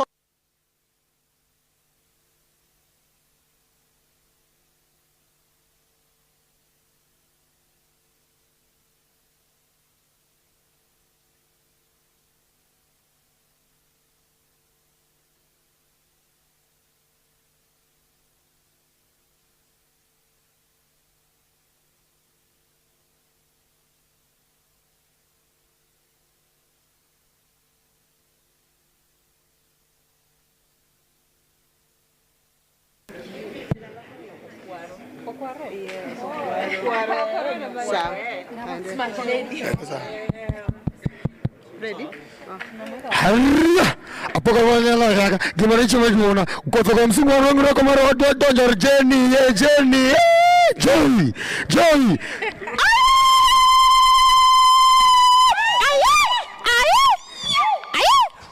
Jenny ero jigombo nene ayari biro Jenny ero Tunraia Jenny ero jigombo nene Jenny biro Jenny ero Chunya Jenny ero jigombo nene Jenny biro Jenny ero jigombo nene Lady ero jigombo nene Lady biro Jenny ero jigombo nene Tunraia Lady ero Biro Lady ero jigombo nene Tunraia Okwaro ero jigombo nene Biro Guaro ero jigombo nene Okwaro ero Guaro biro Guaro ero Tunraia Lady ero jigombo nene Lady ero jigombo nene Tunraia Come on. Thank you very Concern. Thank you very much. It feels like a Friday. Tumeanza shaking a leg mapema sana. Good afternoon. Good afternoon. The County Director, Concern Worldwide, Alessandra Bin. My fellow Chief Officer, sijui ameenda wapi, Gladwell. City Foundation, all the CHPs in here, and our vendors. Good afternoon. I also have my officers. I didn't come alone. We are markets and trade. Simameni kidogo msalimie wageni wetu. All those are our officers who support trade and markets. Thank you so much for coming with me. My name is Jane Wangoi. I'm the County Chief Officer in charge of markets and trade at the Nairobi City County. I know for the longest mulikuwa mkijua Kanjo. Yeah? Sasa hao mmeona wanakaa Kanjo? Mambo kwa ground ni tofauti, si ndio? Now we are not Kanjo, we are the Nairobi City County with very vibrant officers ready to assist you. So today is not just an end, but it's a milestone. We celebrate the successful completion of the Advancing Food Security in Nairobi, a project that stands as a shining example of what the Nairobi City County can achieve when we partner with dedicated organizations like Concern Worldwide. This project has been unique to us because it directly focuses on the economic and nutritional challenges in our informal settlements. And we did that in Mukuru, Viwandani, and Mathare. We did not just provide aid. We invested in sustainable livelihoods and local resilience. The Trade and Industry Directorate is mandated to create an enabling environment for our trade and traders in industrialization within Nairobi County. We aim to create an enabling environment where businesses can thrive. The AFSN program did not just meet this mandate, but it defined the context of our informal settlement by, one, familiarization and stabilization of our trade. So in our intervention that we empowered the 1,344 small-scale businesses and vendors, that was the backbone of our local economy. By providing intensive business skills training, we skilled them. That is with a 99% training completion rate and financial linkages. And we also transitioned these entrepreneurs from margins into a more stable, viable trading environment. And this itself is an economic inclusion in action. Creating order through regulation. Trade cannot thrive in chaos. The AFSN data was instrumental in developing the Nairobi City County Street Food Vending regulation. And to us, this is a landmark achievement, providing our vendors with the order of designated trading zones and clear operationalization guidelines. It also reduced harassment. It provided our traders, our vendors with security. And most importantly, it ensured that we have dignity of work. The other aspect was enhancing market access and opportunity.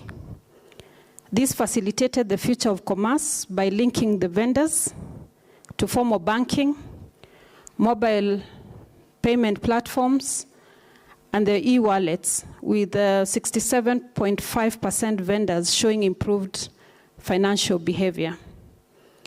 This provides them with opportunity beyond cash-only transactions, opening pathways to credit and business growth. And as we were doing that, we wanted to see how does that integrate with our Governor Sakaja vision for Nairobi, where he envisions a city of order, dignity, hope, and opportunities. From it, there was order on regulatory framework. The development of the street food vending regulation replaced uncertainty with clear operational order, benefiting both the city and the vendors. It also gave dignity to our entrepreneurs. And this we did by formalization of businesses, improving hygiene, and providing financial stability as we restored the dignity of works and working spaces for thousands of residents and business owners. The other aspect is the hope future for children. And I've seen that at least you have seen even in the county, we do the dish in a county, and that's the tap to tap, the eat to tap, the tap to eat watch that we all wear. Because at least even the children in the informal settlements now in our schools can afford a meal a day. This dramatic increase in children receiving the minimum acceptable diet from 24% to nearly 50% is the ultimate delivery of hope, ensuring the next generation has the necessary foundation of a healthy life.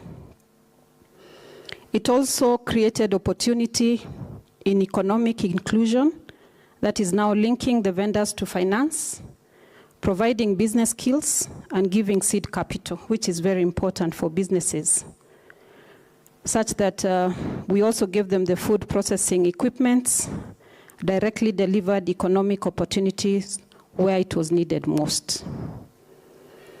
We also in this project, we ensured sustainability. And that is from this project to a policy. And the true success of AFSN is in transition from a donor-funded project into a permanent county policy and regulation. The research and data gathered here directly informed and accelerated key legislations. And we are so proud that this project contributed to the Nairobi City County Food Safety and Fortification Act, and the street food vending regulations.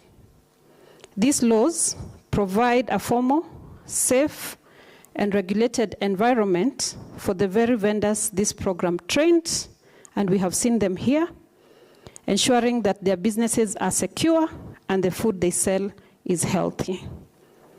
The Nairobi City County Nutrition Action Plan for 2023-2027, which commits county resources to continue the essential nutrition and feeding practices promoted by this noble project, the AFSN.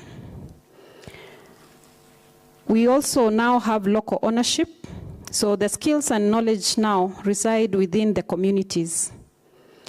The CHVs, or the CH promoters, the community health promoters, who are like 400, and the mother support groups are the new custodians and will remain the new custodians of this great work. The county government will continue to support these structures, integrating them into our wider public health systems. And so what's next for Nairobi?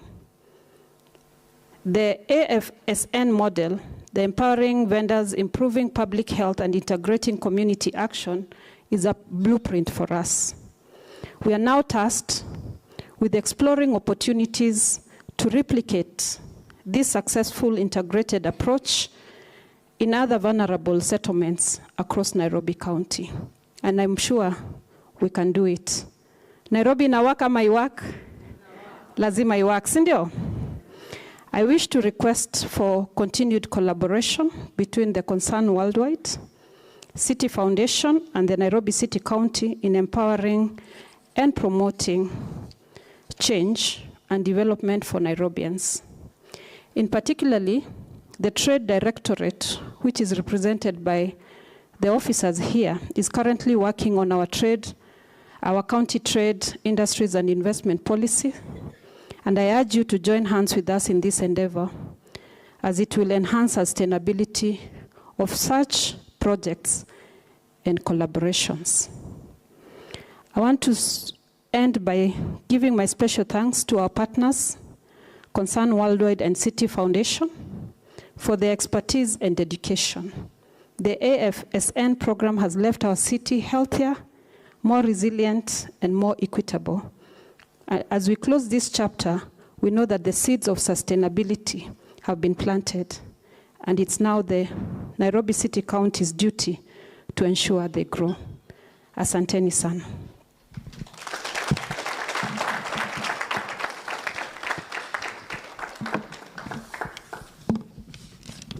And thank you so much for Regina. Regina, I know, has worked with you guys. You know, you all know her. Let's clap for her. She's my able director. Congratulations and well done. Hey, I've been congratulated by my chief, Makofi! Thank you, chief. Thank you, chief. Thank you, chief. See, somebody feels nice when Mama tells you go. She told me go and get married to Concern. Actually, aliniambia tuende uolewe huko, but I want you to come back with a baby. Chief, I think I've brought you back this baby. Unaona mtoto is only 2 years, so kindly assist me to nurture it. Thank you, thank you, thank you. Ian, are we good to go? Sawa, sawa. So, just hold. The two chief officers, we have your relations after we get the speech from the City Foundation. We didn't know it was supposed to come before. You know, protocol to us is that when the guest speaker speaks, it goes. But now, sorry that it had not been availed until now, and it should be very good that we hear from him also, so that it works. Otherwise, we are so grateful. I think you have heard what the remarks for the guest speaker, they are never touched. They are as it is. It is a package. So I don't want to speak to that, because I know it has gone down, and all of us, we need to. Yeah, let's put over our lights so that we hear the. Ian.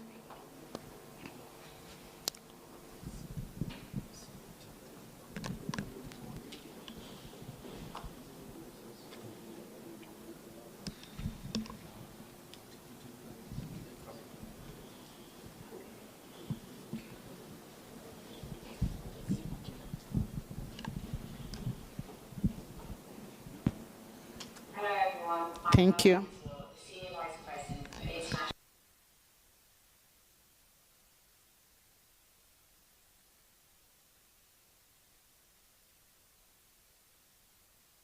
today. I'm currently sat in a very chilly London, but I wanted to send this message to thank you. Hello everyone, I'm Amel Gomsel, the Senior Vice President for International Community Relations at City, and I've had the privilege of joining the Concern Worldwide team on this journey over the past couple of years. I'm really sorry I can't be with you today. I'm currently sat in a very chilly London, but I wanted to send this message to thank you for the remarkable achievements of the Advancing Food Security in Nairobi programme. It's truly been an impactful initiative made possible through the dedicated efforts of the Concern Worldwide team and all those who've given up their time to participate, learn and improve the community. Nairobi is a vibrant, bustling city with a strong economic importance in the region and one of the most innovative cities on the continent. However, like many cities across the world, including the one I'm sat in, there continues to be communities at risk of food insecurity. In 2023, the City Foundation announced the launch of the Global Innovation Challenge and invited NGOs to submit innovative solutions for funding. It was a pretty simple idea. We wanted solutions that would in some way address food insecurity.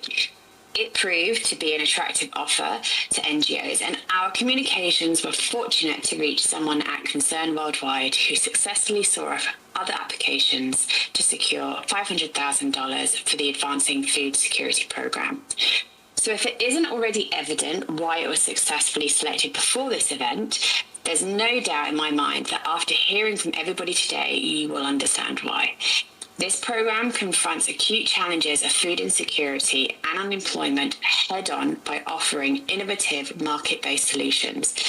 Concern Worldwide support of micro-enterprises has not only created economic lifelines with employment, but also drives development within the supported communities.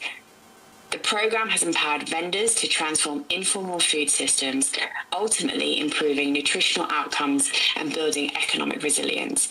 And this change will be felt in households and the community for years to come. This programme really is moving communities beyond immediate recovery to foster enduring resilience. I want to extend my sincere gratitude to the Concern Worldwide team, Caroline, Katie, Julie and Hassan for their dedication and partnership, and to all of you who have taken part in the programme in Kenya in some shape or form. A special thank you to all of the programme participants. Thank you for your incredible resilience and commitment to building a brighter future for yourselves and your communities. All this effort and the positive outcomes will form part of your lasting legacy, and you should feel incredibly proud. Thank you.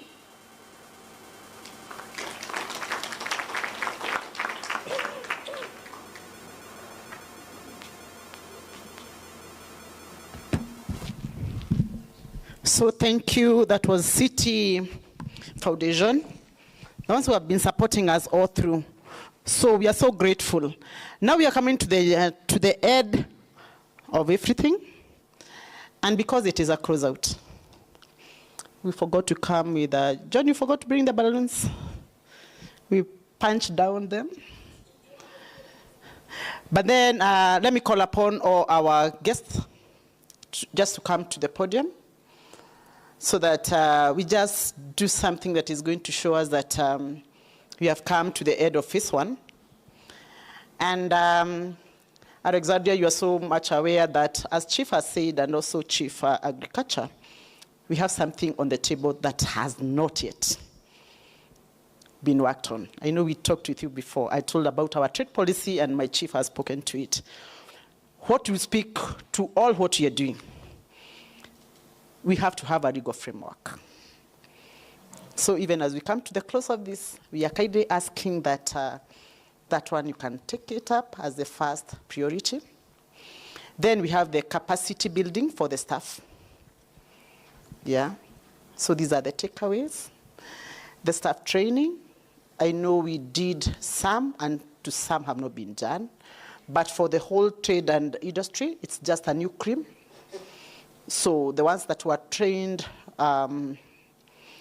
exited. So we have the new cream that need to learn even the 17 rule. I know most of them were seeing the 17 rule and they're like, what is this?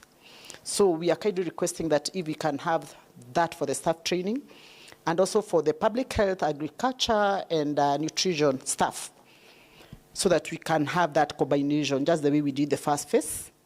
And also we have a graduation model.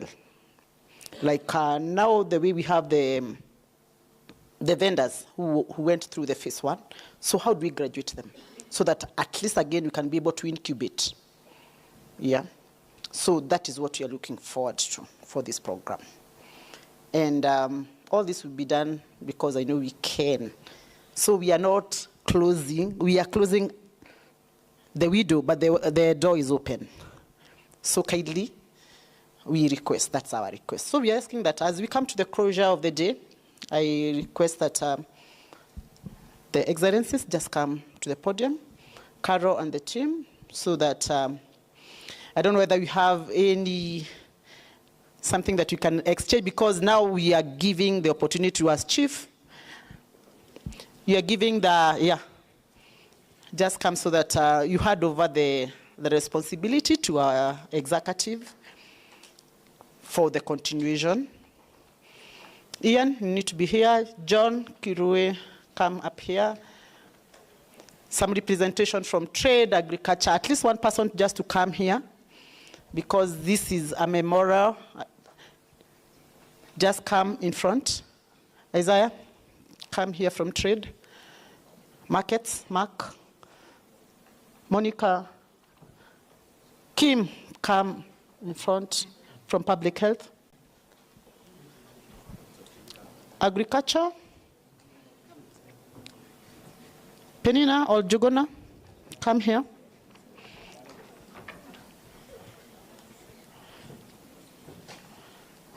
No, we just want representation. Oh, you've called them. Okay, come. Yeah. So, Carol and the team need to be this side, because you are the ones who are doing the Alexandria, Carol, and the team from Concern. Then we push this other side. Yeah. Yeah. Check this side. Yeah, thank you. CHPs are representation because you are the people on the ground, madam, kindly. Cha, you are the cha. Kindly come up.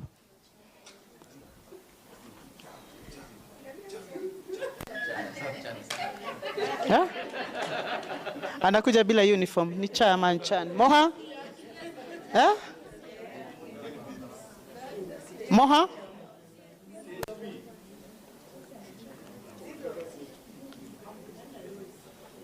Yeah. Joroge amepanda. Yeah. So I think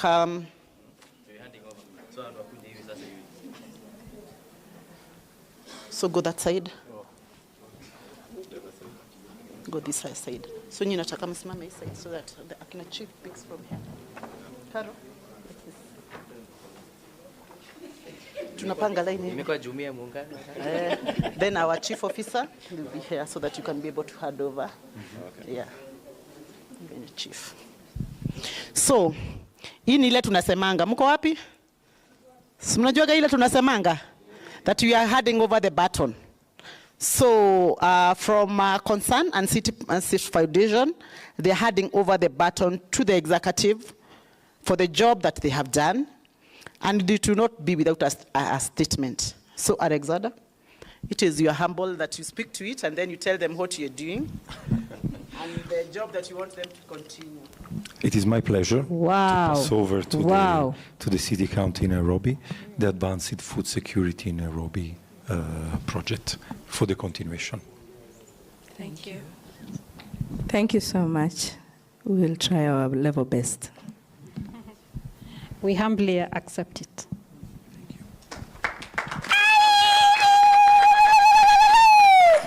I think amukusikia we humbly. Unajua hiyo ndio timu yetu ya Nairobi. Audio governor. Na amukusikia vile wamesema. We are humbling. We have accepted. How are we accepting when you are seated, all of you? So tusimame when we accept. So that kutoka hapo ka dance kaweko, si ndio? Wale wanaimbisha dance hapa hivi to dance so that we see what tuna collaborate. Sidio? So I think, I don't want to tell my boss to repeat that they have happily accepted, but we have happily. So relations and gaming and for the men, akwapi yule alikuwa anasema 5 za wanaume. So 1 2 go.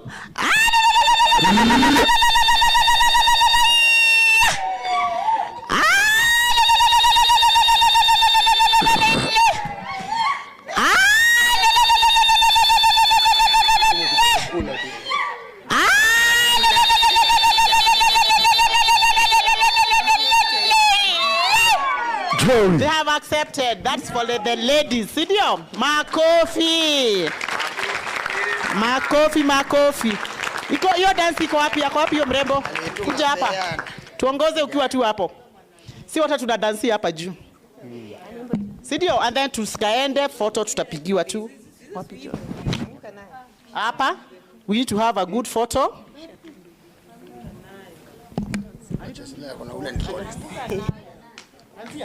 Okay. Haya.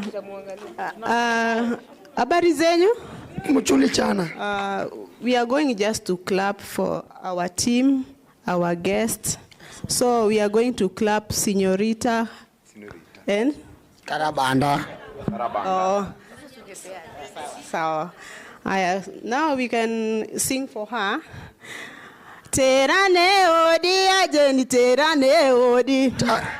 Terane odi ajeni terane odi. Madala. Terane odi ajeni terane odi. Madala. Ero jen terane odi madala. Ero jen terane odi madala. Norwaka ajeni neno norwaka madala. Norwaka ajeni neno norwaka madala. Ero madala. Ero jeni terane odi madala. Let's Ins to sing for us.